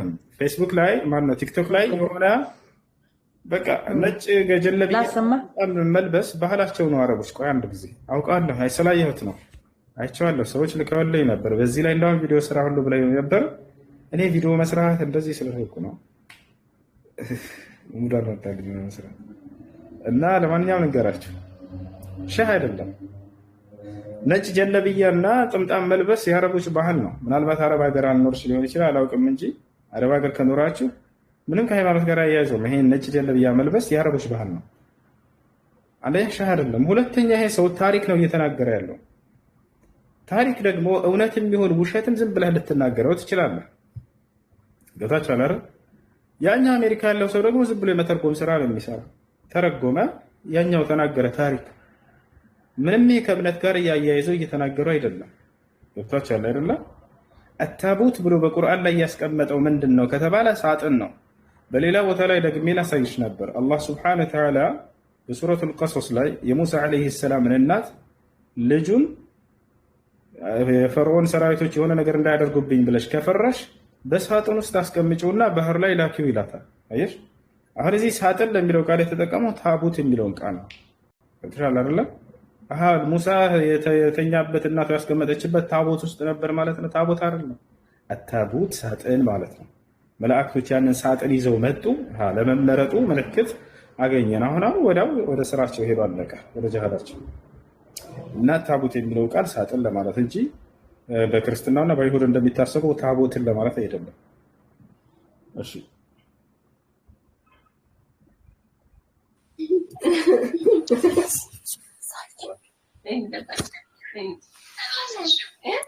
ሌላ ጥያቄ ያለ? ሰላም እንዴት ነሽ? አለኝ መጨረሻ ጥያቄ። ሰላም ለእናንተ ይሁን። እሱ በያላችሁበት ሰላም ብያችኋለሁ። እሺ ሰላም። አንዴ ከታች ያለችዋ ትጨርስና አንድ ጥያቄ ያላት ትጠይቂያለሽ። እሺ ጋል በዛ እዛ ሳንወጣ ወደ ሱራ 2:138ም ስለ ጥምቀት ያወራል እና ይሄ እንዴት ነው እስቲ ያስረዳል። ስለ ጥምቀት 2 ስንት ነው? 138 አይደል? ሲብጋት አላህ ወመን አሕሰኑ ኢለላህ ሲብጋ። እሺ 138 አይደል? አዎ እሱ ራሱ ነው። ጥምቀት ስለ ጥምቀት አይደለም፣ ስለ ጥምቀት አያወራም። የአላህን የተፈጥሮ መንከር እምነት ያዙ ይላል። መንክር እምነት ያዙ፣ የአላህን የተፈጥሮ መንክር እምነት ያዙ። በመንከርም ከአላህ ይበልጥ ያማረ ማን ነው? ማንም የለም፣ እኛም ለእርሱ ብቻ ተገዢዎች ነን በሉ ይላል። ያ ነው እየተናገረ ያለው። የተፈጥሮ እምነታችን አረበኛውን ብታነበው፣ አረበኛ ውስጥ አንብብ። አረበኛው ብታነበው እስቲ። እስላም አረበኛ እንዳም በጣም ጥሩ ነው። ኦኬ እንደ አረበኛው ሲብገተ አላህ ይላል። የአላህ መንክር ማለት ነው። ይህች ነች የአላህ መንክር አለ። ምንድነች የአላህ መንክር የሚለው ከላይ ሙስሊም መሆን ማለት እንደሆነ ገልጾታል። እና አብርሃም እና ይስሐቅ እና ያዕቆብ ሁላቸውንም ከገለጸ በኋላ ሙስሊሞች እንደሆኑ ካስቀመጠ በኋላ ይህ ነው የአላህ መንክር። ለምንድን ነው የአላህ መንክር ብሎ መግለጽ የፈለገው? ምክንያቱም ሰዎች ቀጥተኛ ነው ጎዳና የሚይዙት በውሃ ሲነከሩ ነው ብላ ያምናሉ ሰዎች። ይህ የሰዎች መንከር ነው። ይልቁንስ ሙስሊም በመሆን ይህን የአላህን መንከር ያዙ እያለ አላህ ሱብሓነሁ ወተዓላ ተናገረ። የአላህን መንከር ምንኛ ያማረና የበለጠ የሆነ የሚለው ከዚያኛው ጋር እያነጻጸረው ነው። ከሰዎች መንከር ይልቅ የአላህ ሱብሓነሁ ወተዓላ መንከር የሆነችዋ ያ ማለት በእስልምና ላይ መፈጠርን እየገለጸ ነው። የአላህ መንከር እያለ የሚገልጻት እስልምና ነው። አረበኛውን አንብብልኝ ብለሻል እና ላሳይሽ። እዚህ ያጠየቅሽኝ ይሄ 138 ነው አይደለ? ያው ከእርሱ በላይ ያለውን እንመልከተው። ያው እና አብርሃም እና ይስሐቅን ይገልጻቸዋል ነብያትን ሁሉ ምን አለ? በአላህና ወደኛ በተወረደው ቁርአን ወደ ኢብራሂምም ወደ ኢስማኤልና ወደ ኢስሐቅም ወደ ያዕቆብና ወደ ነገዶቹም በተወረደው በዚያም ሙሳና ዒሳ በተሰጡት በዚያም ነብያት ሁሉ ከጌታቸው በተሰጡት ከእነርሱ አንድ መካከል የማንለይ ስንሆን አመነን እኛም ለእርሱ ለአላህ ታዛዦች ነን በሉ ይላል። አረበኛው ቃል ላይ ሙስሊሞች ነን በሉ ይላል። ይሄንን ነው የአብርሃም የኢስሐቅ የያዕቆብ መንገድ እንደሆነ ከገለጸ በኋላ እቺን ነው የአላህ መንከር የሚላት። ይታይሻል። የአላህን የተፈጥሮ መንከር ያዙ ይላል። የተፈጥሮ እምነታችሁ ኢስላም ነው፣ እሱን ያዙ እያለ እየተናገረ ነው። አላህ ሲፈጥረን ሌላ ቦታ ላይ ላሳየሽ፣ በሱረቱ ሩም ላይ እኔ ሰው ልጅን ሁሉ ስፈጥር ሙስሊም አድርጌ ነው የፈጠርኩት እያለ ይናገራል። ያ ነው የተፈጥሮ መንከር የሚለው እስልምና ነው። ምዕራፍ 30 ቁጥር 30 ላይ ላሳየሽ። የአላህን የተፈጥሮ መንከር ያዙ የሚለው ኢስላም ነው። ያ እነዚህ ጋር ተመልከችው። ወደ እውነት ተዘንባይ ሆነህም ፊትህን ለሃይማኖት ቀጥ አድርግ ይላል። የአላህን ፍጥረት ያችን አላህ ሰዎችን በእርሷ ላይ የፈጠረባትን ሃይማኖት ያዟት። ያው አላህ ሰዎችን ሁሉ ሲፈጥራቸው የፈጠረባቸውን ሃይማኖት ያዙ። አላህ ሰዎችን እኛን ሁላችንም ሲፈጥረ ሙስሊም አድርጎ ነው የፈጠረ እና ያንኑ እምነት ያዙና ቀጥሉ እያለ ነው። ከጊዜ በኋላ ወላጆቻችሁ ወደ አጠመቁባቸው ወደ ቀየሩባቸው መንገድ ያንን ተው እያለ ነው። ቀጥሎ ምን አለ? የአላህን ፍጥረት መለወጥ የለም አለ። አላህ በእስልምና ላይ እንደፈጠርኳቸው ሰዎችን ይሄን አፈጣጠራቸውን አትቀይሩባቸው ልጆቻቸውን እያለ ነው። የሰው ልጅ ግን እምቢ ብሎ ልጆቹን ይቀይራል፣ እምነቱ ይቀይርባቸዋል። ይኸው የአላህን የተፈጥሮ እምነት ያዙ። አላህ ሰዎችን ሁሉ ሲፈጥር ሙስሊም አድርጎ የፈጠራቸው ይሄ ነው። እሺ ኦኬ። ለምን ታዲያ በቁርአን ደግሞ አንተ የመጀመሪያ ሰለሜ ነህ ይለዋል ነቢ መሐመድ? የመጀመሪያ ሰለምቴና አይደለም የሚለው እንደሱ አይደለም የሚለው ነው የሚለው። እስቲ እሱን አሳየን። እሱን ታሳየናለህ? የመጀመሪያ ሰለሜ ሳይሆን የመጀመሪያ የሙስሊሞች መጀመሪያ ነው ይደል ነው የሚለው።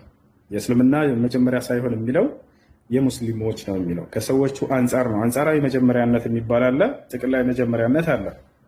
አንጻራዊ መጀመሪያነት ማለት ካለበት ትውልድ የመጀመሪያ ሙስሊም ማለት ነው። ገብቶሻል አይደል? ከተላከበት ትውልድ አንጻር የመጀመሪያ ሙስሊም ማን ነው ከተባለ ነብይ ነው። ነብይን ቀድሞ የሚያምን አለ? የለም፣ የለም በፍጹም። ነብይን ነው አይደል አምላክ መጀመሪያ የሚጠራውና የሚያናግረው። ከዚያ በኋላ እንደገና ያ ነብይ ደግሞ ትውልዱን ይጣራል። ስለዚህ ከትውልዱ አንጻር የመጀመሪያ ሙስሊም ነው ማንኛውም ነብይ። ሙሴ ምን ይላል? ሱረቱል አዕራፍ ላይ ወአነ አወሉል ሙእሚኒን ይላል። እኔ ምእመናን ሁሉ መጀመሪያ ነኝ ይላል። አየሽው? ኦኬ፣ ከእርሱ በፊት እና አብርሃም ከሃዲ ናቸው ጓኔ አይ የሳይሆን መጀመሪያ አማኝ ነው ሙሴ ይላል ማለት ነው። አንጻራዊ መጀመሪያነት የሚባል ነገር አለ። ከእሱም ጋር ነው። እሺ ታንብብልን ትችላለህ? እሱን ታሳየን። አሳይሻለሁ፣ ችግር የለም። የመጀመሪያ ሰለሜ ነህ ስላለው እዚህ የተሰጠነ እዚህ ማይባል መጀመሪያ ነው የሚለው። የመጀመሪያ ሰለሜ ሳይሆን የሙስሊሞች መጀመሪያ ነው የሚለው። ላሳይሽ፣ ችግር የለም።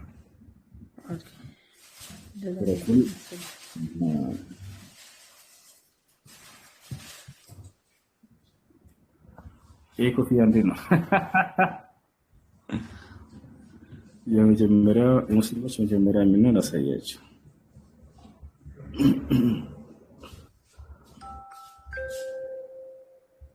ያው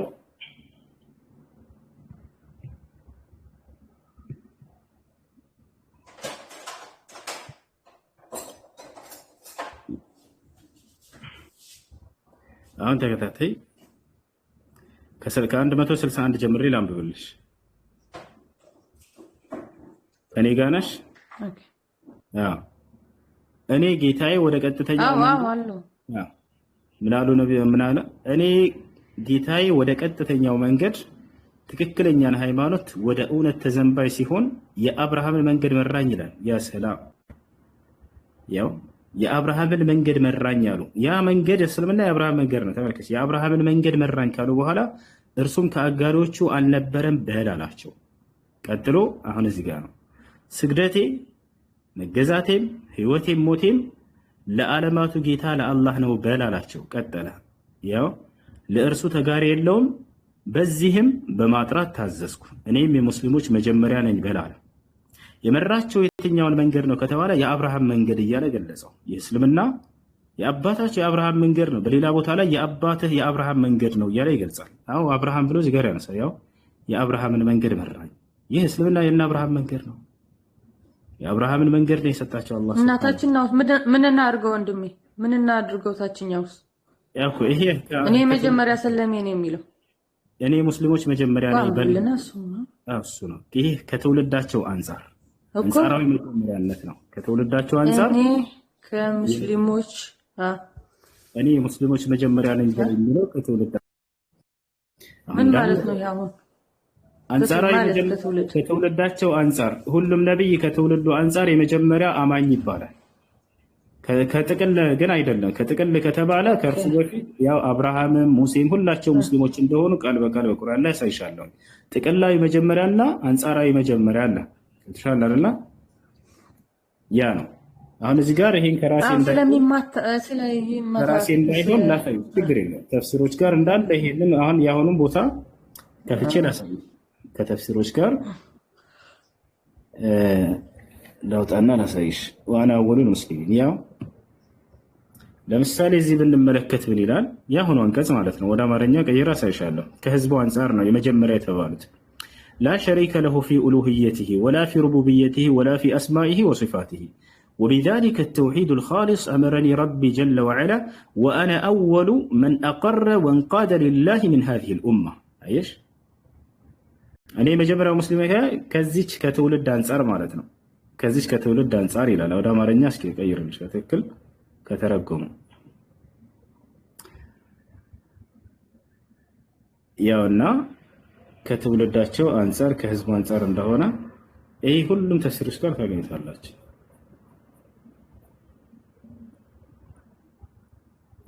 እንዴት ነው የተረጎመው? እስኪ በነቢ መሐመድ ጊዜ ሁሉም ሙስሊም ነበረ ማለት ነው አይደል? ከእርሶ በፊትም አይደል? እንደዛ ነው። ያው ነቢያቶች ሁላቸውም ሙስሊሞች ነበሩ። እሱ ነቢያት ብቻ እንጂ ህዝቦቻቸውም እንደዚህ ተከታዮቻቸው አማኞች ሙስሊሞች ነበሩ። አብርሃም፣ ይስሐቅ፣ ያዕቆብ ሁላቸውም ሐዋርያቶች ሙስሊሞች ነበሩ። የፈለግሽ እሱን አሳይሻለሁ። ለሳይሽ ወረቃስ ምንድን ነው እምነቱ? ወረቃ ከዒሳ ዓለይሂ ሰላም ተከታዮች ነበረ። የመጨረሻውን ዘመን ነብይ ከሚጠባበቁት ነበር። ከዚያም የነብዩ ተከታይ ሆነ። በእርሳቸው አመነ። መጨረሻ ግን ምንድን ነው ሙስሊም ነው? ወረቃ ሙስሊም ነው? አዎ ሙስሊም ሆኗል። ይሄን ላሳይሽ አንዴ። በአምላክ ጌትነቱ በስሞቹ በባህሪያቶቹ አጋር የለውም። ጌታዬ ክብር ምስጋና ይግባውና በዚህ ንጹህ አሃዳዊ አምልኮ አጽናኝ አዞኝ የዚህም አሁን እዚህ ጋር ተመልከች። እኔም የዚህ ህዝብ የመጀመሪያ ነኝ፣ ለአላህም እውቅና ለመስጠትና ለመገዛት አሉ። ከዚህ ከህዝባቸው አንጻር ነው እና እንዳለ እዚህ ጋር ተፍሲሮቹ ጋር ሁላችሁም ጋር ስትሄዱ ከትውልዳቸው አንጻር ነው። ተፍሲሩ ሰዕዲም ላይ ብንሄድ ያውና ወአና አወሉል ሙስሊሚን ይላል። ምን ሀዚህ ኡማ ከዚህ ከትውልድ አንጻር ይላል ሁሉም ላይ ማለት ነው። ስለዚህ እኔ ሙስሊሞች መጀመሪያ የሚለው ከትውልዳቸው አንጻር ነው። ሙሴንም አሁን ባሳይሽ ምን ይላል ስለ ሙሴ? አንዴ ላሳይሽ። እኔ የምእመናን መጀመሪያ ነኝ ይላል ሙሴ። ሙሴ የምእመናን መጀመሪያ ነው እንዴ? አይደለም አይደለ? ከእርሱ በፊት ምእመናኖች ነበሩ አይደል? ግን እዚህ እኮ ተሳሳትኩ። ወረቃ እኮ ክርስቲያን እንደነበር ይገልጣሉ። ልመጣ ነው። አንዴ ወደ እሱ እንመጣለን። በሐዲስ ክርስቲያን ሆኖ አይደለም። ተነሰረ ፊል ጃሂልያ ማለት በጃሂልያ ዘመን የመሲሁን መንገድ ይከተል ነበር ማለት ነው። ተነሰረ ማለት ነሳራ ማለት የሀገር ስም ነው። ናዝሬት ማለት ነው። እሺ። እና የናዝሬቱ ኢየሱስ የሚለው አለ። የዛች የዒሳ ዓለይሂ ሰላም ተከታዮችም የናዝራዊ ተከታይ በሚል ይጠሯቸው ነበር። ስለዚህ ወረቃን ከዚህ አንጻር ነው እንጂ ወረቃ ኢየሱስ ክርስቶስ አምላክን ብሎ የሚያምን አይደለም። ተነሰረ ነው ያ ነው። ከዚህ ጋር የሚያምነው ምን ያምነው የነበረው በቃ የዒሳ ምን ያምን ነበር? የዒሳ ተከታይ ነበር። ቀጥተኛው መንገድ ላይ የነበረ ሰው ነበር። ያ ማለት የመጽሐፉ ባለቤቶች ከመጽሐፉ ባለቤቶች መልካሞች ኢሳ ነቢ ነው ብሎ ነው የሚያምነው የነበረው ነው የምትለው? የት አለ አሁን እንደዛ የሚለው? እንዴት እናገኘዋለን? ይሄን የመልካም አህለል ኪታቦች እያለ አላህ በቁርአን ላይ ያነሳቸዋል። ወኢነ ሚን አህለል ኪታብ ለመን ዩእሚኑ ቢላህ ይላል። ከመጽሐፉ ባለቤቶች በእኔ በአላህ የሚያምኑ አሉ እያለ ይገልጻቸዋል። ጥቅል እምነታቸው በአላህ ያምናሉ ሲባል አህለል ኪታብ ማን ነው አህለል ኪታብ? ወንድሜ አህለል ኪታብ እነማን ናቸው? እነሱ የሙሳና የዒሳ ተከታይ ነን የሚሉ ሰዎች ናቸው። የሙሳና የዒሳ ተከታይ ነን። ይሄ መጽሐፍ ቅዱስ ነው። ሌላ አለ ነበር እንደ መጽሐፍ ቅዱስ ሌላ መጽሐፍ ቅዱስ ነበር።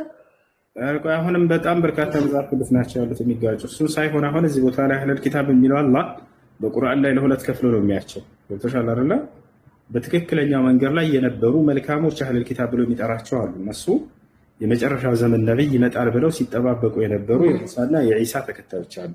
ወረቃ ከነዚያ ነበር። ገብቶሻል? ወረቃ ከነዚያ ነበር እኮ እኛ አይደለንም ማለት ይሄ መጽሐፍ ቅዱስ አይደለም ማለት ነው። እሱ የሚከተለው ይሄ ሌሎቹ ደግሞ እነዚህን ደግሞ የካዱ የአህለል ኪታብ አይነቶች እያለ ይገልጻቸዋል። ደግሞ እናንተ አምላክን አንድም ሶስትም ነው ብላችሁ የምትገልጹ የካዱ ለቀድ ከፈረ الذين قالوا ان الله ثالث እሱን ሳይሆን እኔ እነዚህ አምላክን አንድም ሶስትም ብለው እኔ የምለው እኮ የካዱ አህለል ኪታብ እያለ ይገልጻቸዋል። ሶስት የሚላል እንዴ? ሶስት አምላክ የሚያመልክ አለ? አንድም ሶስትም ብለሽ ታምኛለሽ? እንዴት እስከ አስረዳኝ። ሶስት አምላክ በመለኮት አንድ አንድ አምላክ ነው ማለት በአካልም አንድ ናቸው። አብ ወልድ መንፈስ ቅዱስ እኮ እሱ ግን ቁርአን በአካል አንድ አይደሉም። ስለዚህ አንድም ሶስትም ብለሽ ታምኛለሽ አይደል? ሶስቱም አምላክ ናቸው አይደሉም?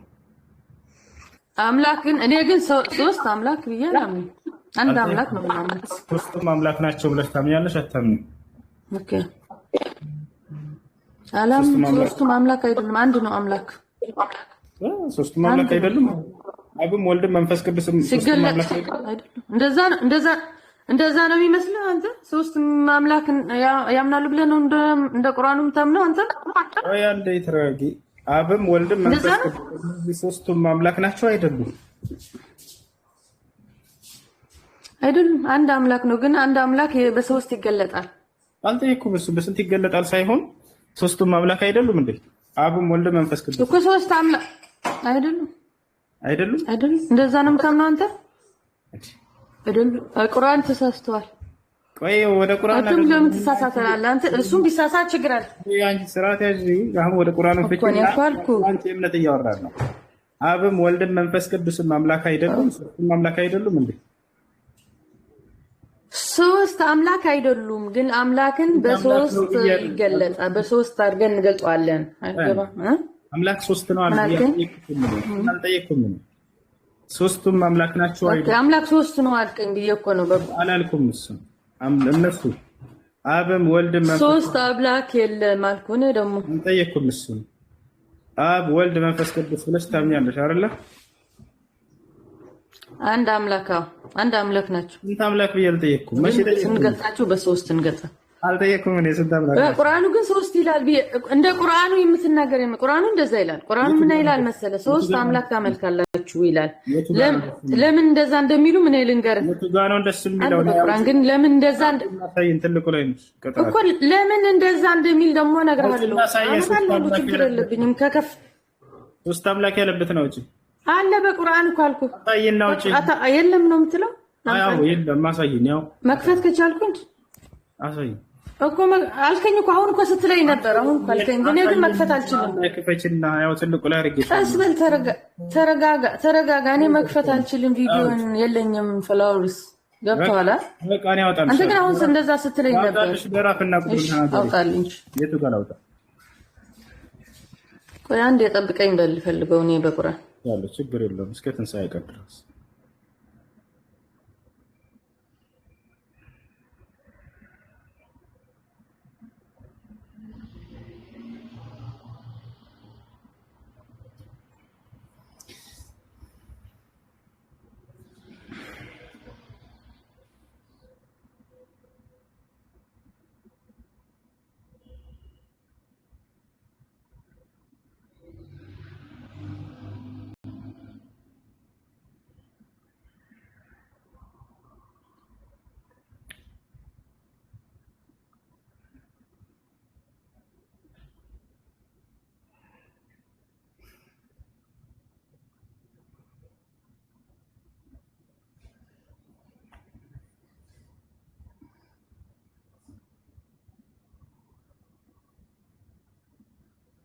ሌላ ጥያቄ ሌላ ሰው ቢጠይቅ ጥሩ ነው። እየፈለኩት ስለሆነ አንደኛው ቴሌፎን ቻርጅ ጨርሶ ስክሪንሻት ወይም ጠብቁኝ፣ ስክሪንሻት አድርጌው ቴሌፎን አንዴ ቻርጅ ስለጨረሰብኝ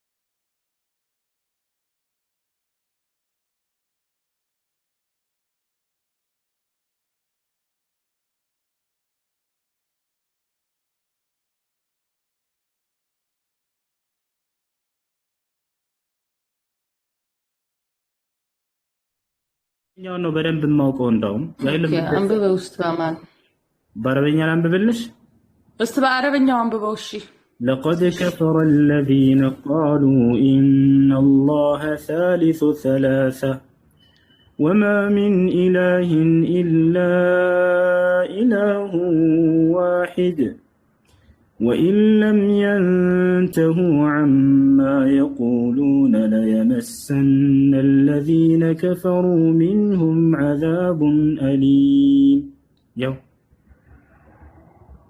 الله يسوس سوستنيانو يالو بأرقتم كادو إلا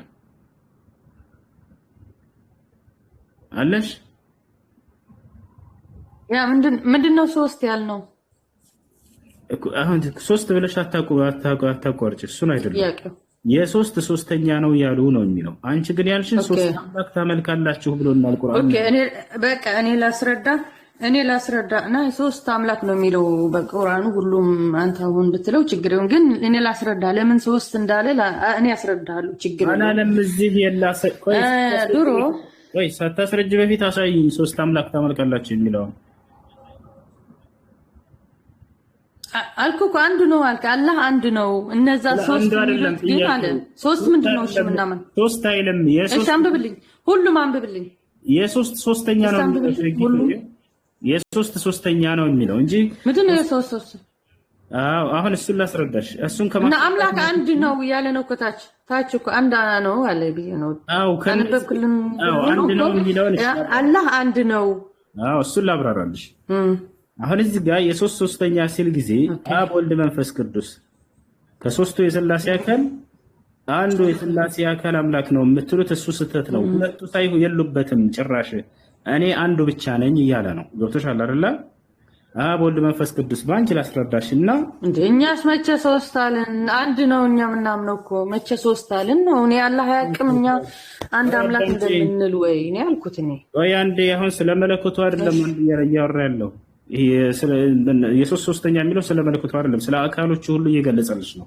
በደንብ አድርጎ ክርስቲያናን ያውቃታል አላህ ያው የሶስት ሶስተኛ የሚለው ምንድነው አብ ወልድ መንፈስ ቅዱስ ብለሽ ሶስቱን ታምኛለሽ አይደል በአካል ሶስት በመለኮት አንድ ብለሽ ታምኛለሽ አይደል ነገር ግን አላህ ወልድና መንፈስ ቅዱስ አምላክ አይደሉም እያለ ነው እንደው ባንቺ እንዲገባሽ ማለት ነው እኔ አንዱ አምላክ ብቻ ነኝ እያለ ነው እኔ አንዱ አምላክ እያለ ከታች የሚገልጸው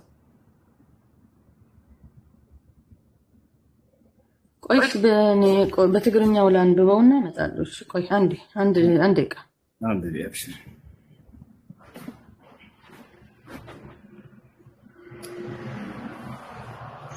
وإن لم ينتهوا عما يقولون ليمسن الذين كفروا منهم عذاب أليم أشي سلام والتمثل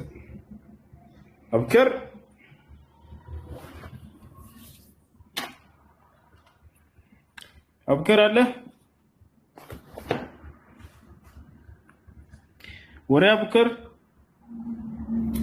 كمي خا طبقيو نعي تقرأي دحندو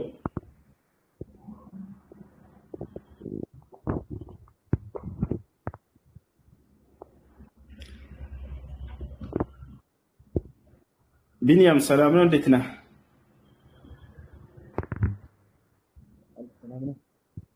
አለን ድምፅን ከፍ አድርገው ግን አይሰማም እሺ አይሰማም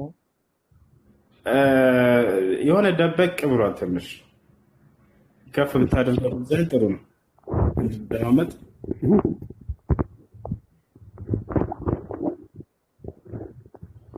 እሺ አሁን ጥያቄ ምንድን ነው እሺ ጥያቄ ምንድን ነው እንደምን ብዬ ለመስማት ፈልጋለሁ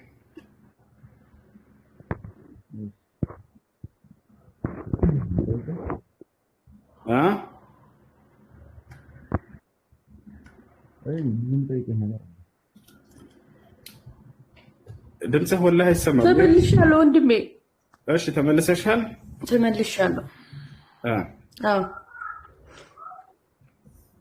እና አሁን የምትለን ይሄ ሶስት አታምልኩ የሚለውን ለስላሴ ነው የምትለን አዎ እነዚያ የሶስቱን የስላሴ አካሎች ቀድሞ ያነሳና ከነዚያ ከሶስቱ አንዱ ብቻ ነው አምላክ ለአንቺ እንዲገባሽ ማለት ነው እንጂ ሶስቱም አይደሉም እያለ ነው። ወልድና መንፈስ ቅዱስ ከመለኮትነት ባህሪ የላቸውም። እኔ ያ አንዱ አምላክ ብቻ ነኝ እያለ ራሱን እያነጻና እያጠራ ነው ከነዚያ። ኦኬ። በነቢ መሐመድ ጊዜ ግን ሶስት አምላክ የሚያመልኩት እንደነበሩት አታውቅም? በየጊዜው በርካታ አማልክቶች የሚያመልኩ ሰዎች ይኖራሉ። ከዚህ ጋር ምን አገናኝ ነው? ሶስት አምላክ ብሎ ለማርያም አምላክ ይሏት ነበር፣ ለኢየሱስ ክርስቶስ አምላክ ይሏት ነበር። አንድም አምላክ አለ ብሎ የሚያመልኩት በዛን ጊዜ እንደነበሩ ታውቃለህ ወይ? በቁርአን በሐዲስ እንዳለ ብዬ ነው። በቁርአን ላይ ሁሉ አለ። እነዚህ ደግሞ ያነሳቸው እነሱ ማርያማውያን ይባላሉ። ማርያምን ከመለኮት አድርገው የሚቆጥሩ ሰዎች አሁን ጊዜ ራሱ አሉ። እዚህ ቲክቶክ ከፍተው ላይቭ ላይ ለነዛ ነው በአረበኛው አልመርየምዩን ይባላል። ለነዛ ነው እንደዛ የሚላቸው። ታዲያ ለኛ እንዴት እናውቃለን? ለነዛ ነው ወይ ለኛስ እንዴት ብለን እናውቃለን? እኛ አይደለም። እነሱን ሌላ ቦታ ነው ያነሳቸው። እነሱን ሌላ ቦታ አንስቷቸዋል። ገብቶሻል? እነሱን ያነሳቸው ሌላ ቦታ ነው። ሲናገር ምን ይላል? ወኢዝ ቃለ አላሁ ያ ዒሳ ብነ መርየም አአንተ ቁልተ ሊናስ ኢተኺዙኒ ወኡሚየ ኢላሀይን ሚን ዱኒላህ ይላል። ማርያምን ሌላ ቦታ ላይ ያነሳታል። ገብቶሻል? እዛ ጋር ከኢየሱስ ሶስተኛ በፍጹም አያነሳም። ለነሱ አይደለም ለእናንተ ነው የምትለኝ አሁን አንተ። ማርያማውያን የሚባሉ የክርስቲያን ጭፍሮች ነበሩ። ያ የሚናገረው ስለነዚያ ነው እንጂ ስለ አብ ስለ ወልድ መንፈስ ቅዱስ ብሎ ስለሚያመልኩ አካሎች ግን ስለኛ አይደለም አይደል? ይሄ አሁን የተነበበው ነው ስላንቺ የሚናገረው ቅድም አሁን የተነበበው ስለኔ ነው። ግን ለምን ታዲያ በቁርአን የሆነ ጥያቄ ካላችሁ ለኛ እንድትጠይቀን አዘዘ? እንደዛ ከሆነን እኛ ለምን እናንተ ትጠይቁናላችሁ? እንደዛ ከሆነኛ እንደዛ ይለም ቁርአን ያስረዳል። ምን እንደሚል ላስረዳሽ። በጣም ይገርማል። ጥያቄ ከተፈጠረባችሁ ክርስቲያኖችን ጠይቁ ይላል ቁርአን ብለው ይነግሯቸዋል። አምጥተህ ነው የምታሳየው ወንድሜ? አራው ብቻ ሳይሻለፍ ችግር የለውም። አምጥተህ ነው የምታሳየው በቁርአን? ችግር የለውም። ማሳይሽ ሰማል ሚታል መጽሐፉ ሰዎች አንድንም እንዳትጠይቅ ይላል። እንዳውም በግልጽ የተናገረውን አሳይሻለሁ። እላሳይሽ በመጀመሪያ በሱረቱል ከህፍ ላይ አላህ ሱብሓነሁ ወተዓላ ወላ ተስተፍቲ ፊሂም ሚንሁም አሐደ ይላል። ከመጽሐፉ ሰዎች አንድንም እንዳትጠይቅ እያለ ይናገራል። በፍጹም እሱን ላሳይሽና ወደ ፈለግሽው ደግሞ ወስቻለሁ። ወላ ተስተፍቲ ፊሂም ሚንሁም አሐዳ ማን ነው ታዲያ ጠይቆ ያለው ወደሚለው ከመሄዳችን በፊት ማለት ነው መጀመሪያ ያለው ሹብሃን ነጥራ። ያው እነዚህ ጋር ምን ይላል? ምን ያለ አላህ ሱብሓነሁ ወተዓላ ከመጽሐፉ ሰዎች አንድንም አትጠይቅ ይላል። ይታይሻል ጋር ይታይሻል። ከመጽሐፉ ሰዎች አንድንም አትጠይቅ፣ ከመጽሐፉ ሰዎች አንድንም አትጠይቅ ይላል። ጨረስን ይሄን። አሁን እሷ ያለችው ደግሞ የቱ ጋር ነው? ሱራ ዩኑስ ላይ ይገኛል። ሱራ ዩኑስ ላይ ከአንተ በፊት መጽሐፍን የሚያነቡትን ጠይቅ የሚለውን ለማለት ፈልገሽ ነው አንቺ አይደለ? 10:92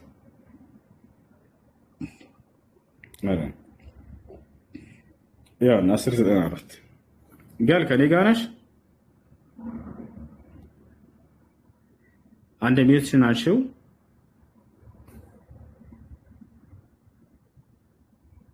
ከኔ ጋር ነሽ ወይ? አይሰማም እንዴ ልጆች?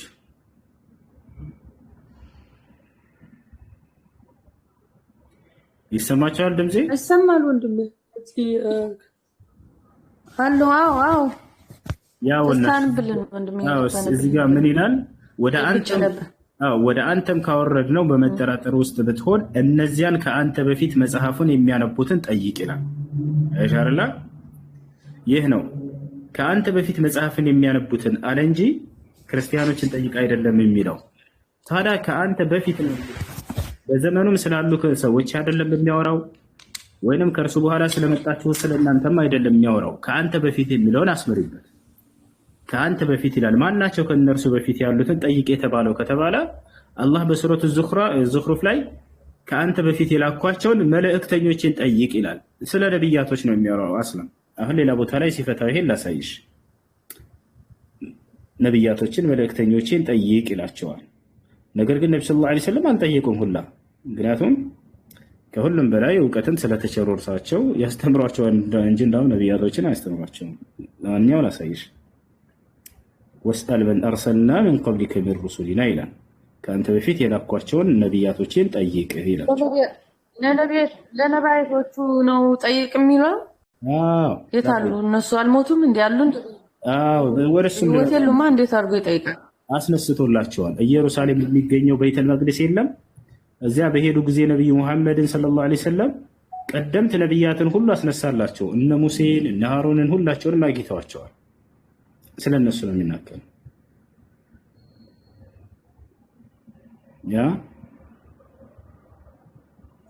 ያ ነው ኦኬ። እና አስነሱ በዛን ጊዜ ጠየቃቸው ማለት ነው። ሲሄድ ወደ ላይ ሄዶ እያለ ነብዩ መሐመድ ያውና እዚህ ጋር ምን ይላል? ከመላእክተኞቻችንም ይላል። ስለ መላእክተኞች ነው የሚያወራው። ከአንተ በፊት የላኳቸውን ይላል። ያው እነርሱን ምን አለ መጨረሻ ላይ ጠይቃቸው ይላል። ያው ከመላእክተኞቻችንም ከአንተ በፊት የላኳቸውን እነሱን ጠይቅ እያለ ስለ ነብያቶች እንጂ የሚያወራው እነርሱን ያለፉትን ጠይቃቸው ነው። ሁለተኛው ጥያቄ አንቺ እንዳልሽው የት አግኝቶ ይጠይቃቸዋል ለሚለው ነብዩ መሐመድ ሰለላሁ ዐለይሂ ወሰለም ኢየሩሳሌም አግኝተዋቸው ነበር። ያንን ያገኙባቸውን ከፈለግሽ ሐዲስ ላይ ሙሴን እነ ሃሩንን ሁላቸው እንዳገኘዋቸው አሳይሻለሁ። ያ እሺ፣ በምንድን ነው የሄዱት እዛን ጊዜ? ግን ከዲጃ አይሻ ደግሞ እንደዘገበችው ደግሞ በህልም ነበር አልሄዱም ከኔ ጋር ተኝቶ ነበር የሚል አለ። እዚህ ላምጣልህ ልንገርህ ቁጥሩን። አላለችም ወይ ብላለች? አንተ አሁን ንገረኝስ ብላለች አላለችም? እንደዛ ነች አላለችም?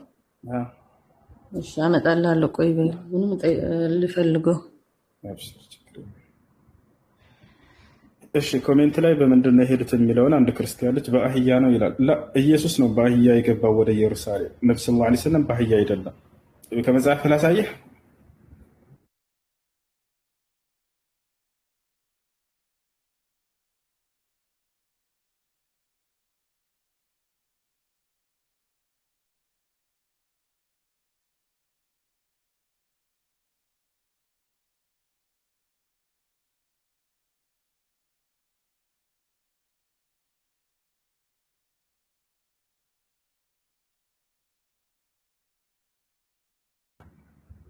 ኢየሱስ ክርስቶስ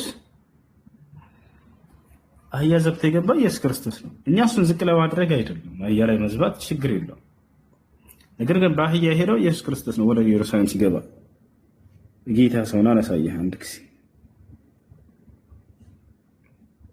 ጌታ ዘመንህን ይባርከው።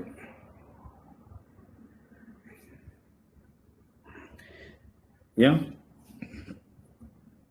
ይታያል። ደቀ መዛሙርቱ ሄደው ኢየሱስ እንዳዘዛቸው አደረጉ። አህያይቱንና ውርንጭላይቱንም አመጡለት፣ ልብሳቸውንም በእነርሱ ላይ ጫኑ፣ ተቀመጠባቸውም ይላል።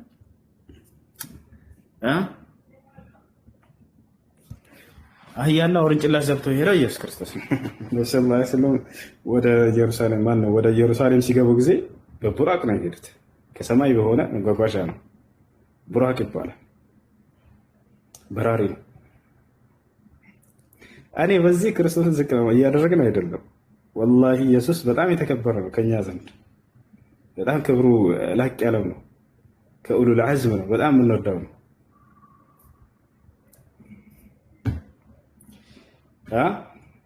ዒሳ በህይወት አሉ። ለእነዚያ ወንበዴዎች ለአይሁዲዎች አሳልፎ አልሰጠውም፣ ይወደዋልና አላህ ሱብሓነሁ ወተዓላ ወሚነል ሙቀረቢን ብሎ ገልጾታል። ከኔ ዘንድ ቅርብ ደረጃ ካላቸው ነብያቶች ነው ብሎ ነው የገለጸው። ለሁ ሸረፉን ከቢሩን ፊ ቁሉቢና በልባችን ላይ ትልቅ ክብር አላቸው። እሺ አቡከር አለ መናገር የምትፈልገው ካለ መናገር ትችላለህ። ሌሎችም ካላችሁ ገስት ላይ ማን እንዳለ ያሳየኝ። ኮፕሊንክ አድርጉ ልጆች እንትን እንዳይዘጋብን ምናምን وجيها في الدنيا والآخرة ومن المقربين ويكلم الناس في المهد وكهلا ومن الصالحين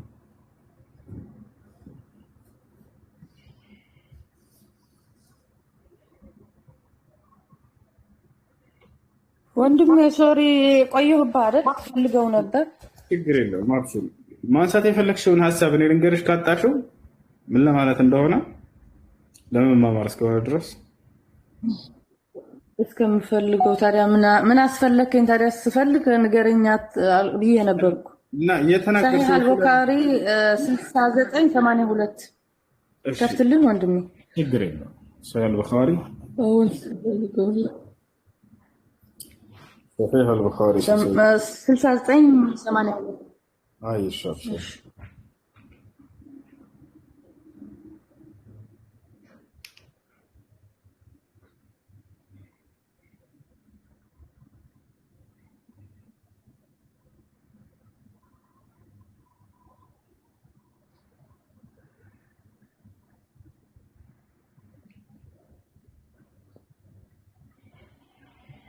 سلسلة 82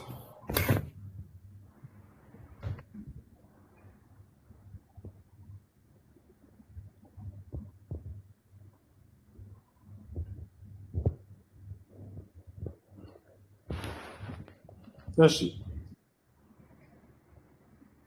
من هلال حدثنا يحيى بن بكير حدثنا الليث عن عقيل عن ابن شهاب وحدثني عبد الله بن محمد حدثنا عبد الرزاق حدثنا معمر قال الزهري فأخبرني عروة عن عائشة رضي الله عنها أنها قالت أول ما بدأ به رسول الله صلى الله عليه وسلم من الوحي الرؤيا الصادقة في النوم فكان لا يرى رؤيا إلا جاءت مثل فلق الصبح فكان يأتي حراء فيتحنث فيه وهو التعبد الليالي ذوات العدد. እየሰማሽ ይሄ እየተናገረ ያለው መጀመሪያ መለኮታዊ ራእይ በተገለጠላቸው ጊዜ ያለውን ክስተት ነው። ቀደም መጀመሪያ ጠየቅሽው ጥያቄ ምን እያለ ነው? በአረብኛ እኔ በትግርኛ ነው የተረጎምኩት። መለኮታዊ ራእይ ሲገለጥላቸው ኢቅራ መጀመሪያ ሲወርድ ጊዜ ስለነበረው ታሪክ እየተናገረ ነው። የዛኔ መጀመሪያ በህልም ሲገለጥላቸው ይላል። እንዴ መጀመሪያማ ሰሒህ አልቡኻሪ 3 እኮ ነው። እንዴት ወደ 69 ነው? እንዴ እስኪ ቆይ በል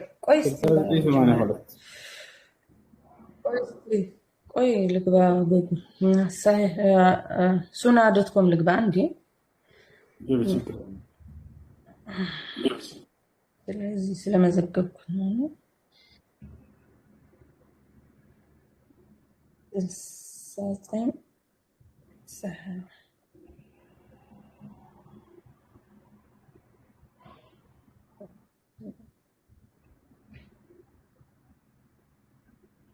መጀመሪያ ቅራፍ ግን በሰሒህ አልቡኻሪ 3 ነው ያለው እና ለምን እንደዚህ እንዳልከኝ እንጂ እስኪ ቆይ ደግሞ 72 እሺ ከላይ ያለሽው ሰላም ይሰማሻል? እንዴት ነህ? አለሁ። ደህና ነሽ? አለሁ። እሺ እየተማርኩ ነው። ከስር ነበርኩ እና ትጨርስና የምጠይቅ ጥያቄ አለ ነው። እሺ ጠይቂ። እሷ እስክታመጣ ድረስ መጠየቅ ትችላለሽ። እሺ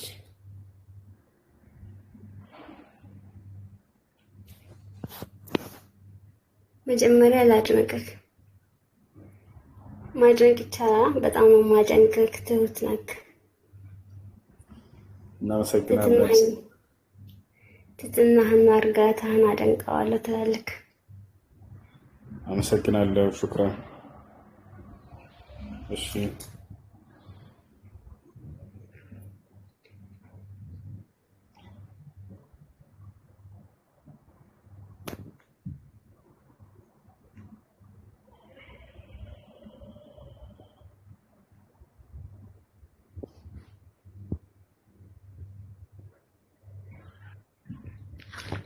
እሰማለሁ። አስወጣኝ መሰለኝ። ይሰማል። እሺ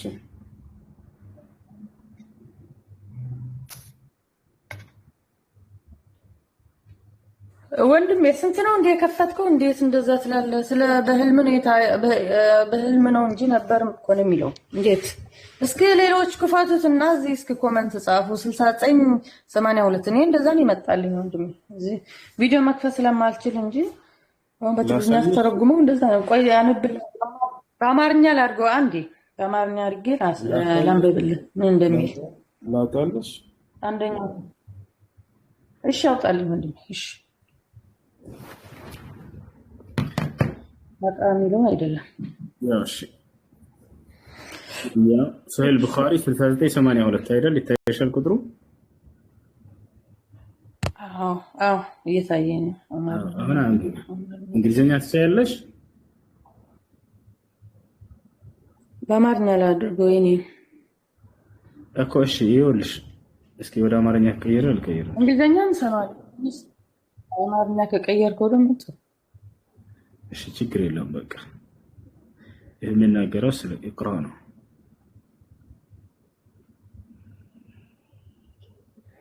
ኦኬ ስለ ኢቅራ ያለውን ኦኬ እሱን ነው የተናገረችው። አዎ እሱ ነው የሚናገረው። አረበኛ ላይ እያነበብኩልሽ ነበር።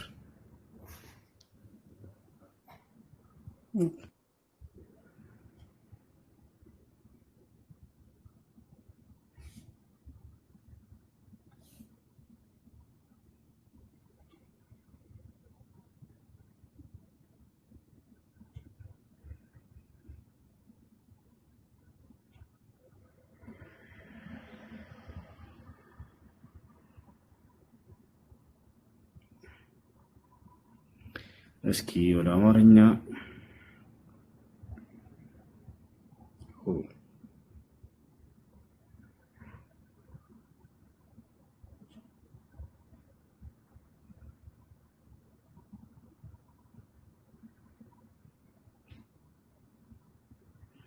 በጣም ረጅም ነው። አይሽ ለማንኛውም ይኸው እየተናገረ ያለው ስለ እንትኑ ነው፣ ስለ አይሻ ስለዘገበችው ኢቅራ ሲመጣ ስለነበረው ታሪክ ነው። አንዴ ላንብብልሽ።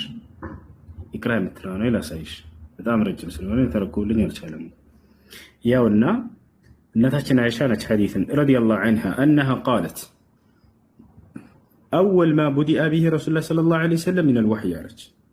መጀመሪያ ነብዩ መሐመድ ሰለላሁ ዐለይሂ ወሰለም ገልጠተ መለኮት ሲጀምርላቸው ነው የሚለው። ገና ሲጀምር መለኮታዊ ራእይ መገለጥ ለእርሳቸው ስለሚጀምረው ስለዛ ታሪክ ነው እያወራ ያለው። الرؤيا الصادقة እውነተኛ የሆነችን ህልምን ያዩ ነበር። ፊናውም በህልማቸው فكان لا يرى رؤيا إلا جاءت مثل فلق الصبح ይናገራል። ምንም አይነትን ህልም አያዩም ልክ በነጋታው ልክ እንደ ጎህ ያኔ ፈጥኖ ያ ነገር የሚከሰት የሚመጣ ቢሆን እንጂ ያ ማለት በህልማቸው ያዩት በገሃድ ይከሰታል ያዩታል ማለት ነው። ከዚያ በኋላ ነው እንደገና በሂራ ዋሻ ውስጥ ሄዱ ምናምን ይላል። ከዚያ በኋላ ኢቅራ የሚለው እንደወረደ ይናገራል። ያው فقال لي اقرا ما انا بقارئ እያለ ይናገራል። እና ስለዚህ ይህ የሚናገረው መጀመሪያ መለኮታዊ ራእይ ሲገለጥላቸው ስለነበረው ጊዜ ነው። እሺ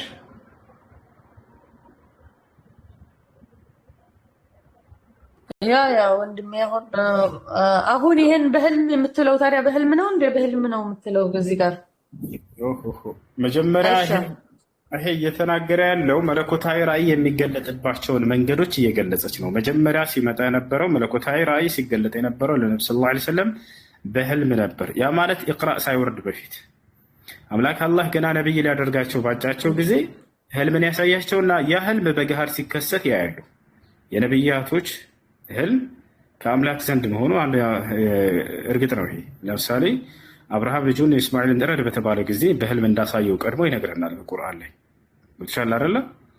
ያ ነው መለኮታዊ ራእይ ከሚገለጥባቸው መንገዶች አንደኛው ህልም ነው። ከዚያ ደግሞ መልአኩ ገብርኤል ራሱ በገሃድ መጥቶ ይናገራቸዋል።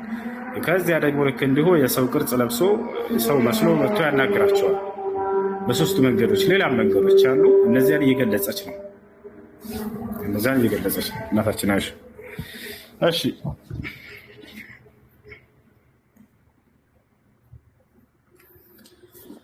እንጂ ወንድሜሽ በቃ ጊዜ እንዳልይዝብህ እኔ መጨረሻው በቃ ጠይቄ እዛ እያለ ማለት ነው። በአካል ነው ያገኛቸው ነቢያቶቹን። በምንድን ነው የሄደው ያልከው? በፈረስ ነው ያልከኝ? አሁን ቡራቅ ተብሎ ነው የተገለጸው። ምድር ላይ ካየናቸው ምንድን ነው እሱ ቡራቅ? ቡራቅ አላህ ስብሐነሁ ወተዓላ ለነቢዩ መሐመድ ሰለላሁ ዐለይሂ ወሰለም መልአኩ ጅብሪል ዐለይሂ ሰላም ልኮ በቤታቸው በተኙበት ይሄን ቡራቅ የተባለን እንስሳ ወስዶ በዚያ ወደ ቤተል መቅደስ እንዲጓዙበት ያደረገበት የሆነ እንስሳ ነው። ነቢ ሰለላሁ ዐለይሂ ወሰለም ገልጸውታል። በራሪ እንደሆነ ገልጸዋል። የክንፍ ባለቤት ነው። ከአህያ ከፍ ያለ ወይም ከበቅሎ ከፍ ያለ ከፈረስ ዝቅ ያለ መካከል ላይ የሆነ እንደሆነ ገልጸዋል። ምድር ላይ ካየናቸው እንስሳቶች ከየትኛው ጋር ማመሳሰል አይቻልም፣ አይመስልም። እና ያ ነው የእርምጃውን ርዝመት ሲናገሩ ነቢ ሰለላሁ ዐለይሂ ወሰለም በአንዲት እርምጃውም የሚራመደው ርቀት የአይን ርቀት ድረስ ነው አሉ። ቀጥ ብላችሁ የሆነ ቦታ ርቃችሁ ስትመለከቱ ተራራ ነው የሚታየና ያን ያክል የሚራመድ የሆነ እንስሳ ነው። እሺ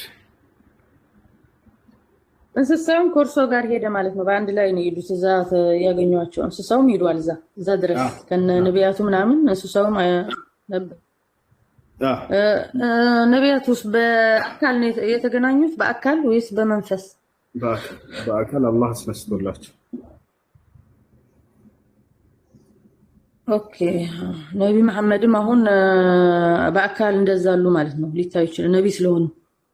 ነቢ ሰለላሁ ዐለይሂ ወሰለም አሁን በቀብራቸው ውስጥ ነው ያሉት።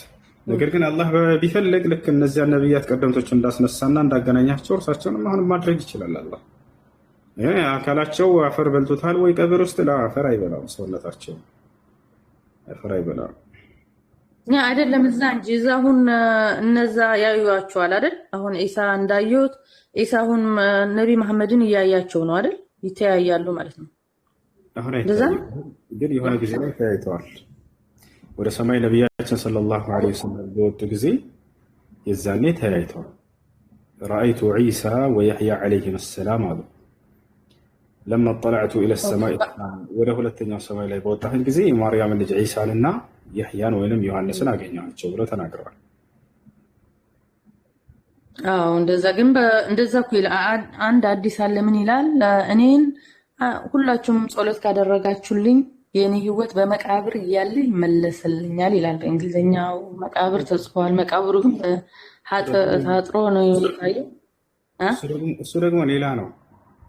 ማንኛውም ሰው ሰላምታ በሚያቀርብ ጊዜ ሶላት በሚያወርድ ጊዜ አላህ ስብሐነሁ ወተዓላ እርሳቸውን ሩሓቸውን ይመልስላቸውና እንዲመልሱ ያደርጋል። ማ ሚንኩም ሚን አሐድን ዩሰሊ ወዩሰሊም ዐለይ ኢላ ወየሩድ አላሁ ዐለየ ሩሒ ሐታ አሩደ ዐለይህ አሉ ሐዲስ ላይ። ከእናንተ አንዳችሁ ማንም በእኔ ላይ ሰላምታን አያቀርብም አላህ ለእኔ ሩሒን መልሶልኝ እንድመልስ የሚያደርገኝ ቢሆን እንጂ አሉ። እሱ ሌላ ነው። በመቃብር ያሉ ሩሓቸው ይመለሳል። አሁን ስለበሰበሰ ሩሓቸው ይመለሳል። አይበሰብስም ስጋቸው። የነቢያቶች ስጋ አይበሰብስበት ልምና እኮ አሁን ሩሓቸው ይመለሳል። አንተ ሰላም ሁላችሁም ሰላም ስትሏቸው ማለት ነው። እና ሩሓቸው አልሞቱማ፣ በህይወት ነው ያሉት። ሩሓቸው የሚመለስ ከሆነ ሌላ ነው። መሞት ብተዋል። ያ ማለት እዚህ ዓለም ላይ እናያቸዋለን ወይ? ያላ እዚህ ዓለም ላይ እናያቸው። የቀብር ህይወት የራሱ የሆነ ህይወት አለ። በዚያ ውስጥ አላህ ሱብሓነሁ ወተዓላ ሩሓቸውን በሚመልስበት መንገድ ይመልስላቸዋል። ሰላምታ እንዲመልሱ ያስችላቸዋል። እናንተስ እርሶስ እንዴት አድርጎ ለእናንተ ሰላምታ ይመልስላቸዋል ይላል ጽሑፍ ከነበብከው ወይ ልስጥ? አውቃለሁ። አነበብኩልሽ እኮ ሐዲሱን። አሁን አነበብከው፣ አወቅከው። በትክክል ምንድን ነው ያልከኝ? እንዴት አድርጎ ለእናንተ ይመልሳሉ ነቢ መሐመድ? ሰላም አለይኩም ኡስታዝ። ወአለይኩም ሰላም ወራህመቱላህ። እንዴት ነው? ሰላም ነው። እንዴት ነህ? አልሐምዱሊላህ ሰላም ነው። ሁሉ ሰላም ነው? አልሐምዱሊላህ። ትንሽ ላግዝ ብዬ ነው። መርሐባ መርሐባ። እሺ ጋል ኑን ሰላም ብያለሁ። እንዴት ነሽ? እንዴት ነው ወንድሜ? ሰላም ነኝ፣ እግዚአብሔር ይመስገን። ሁሉ ሰላም ነው? እግዚአብሔር ይመስገን።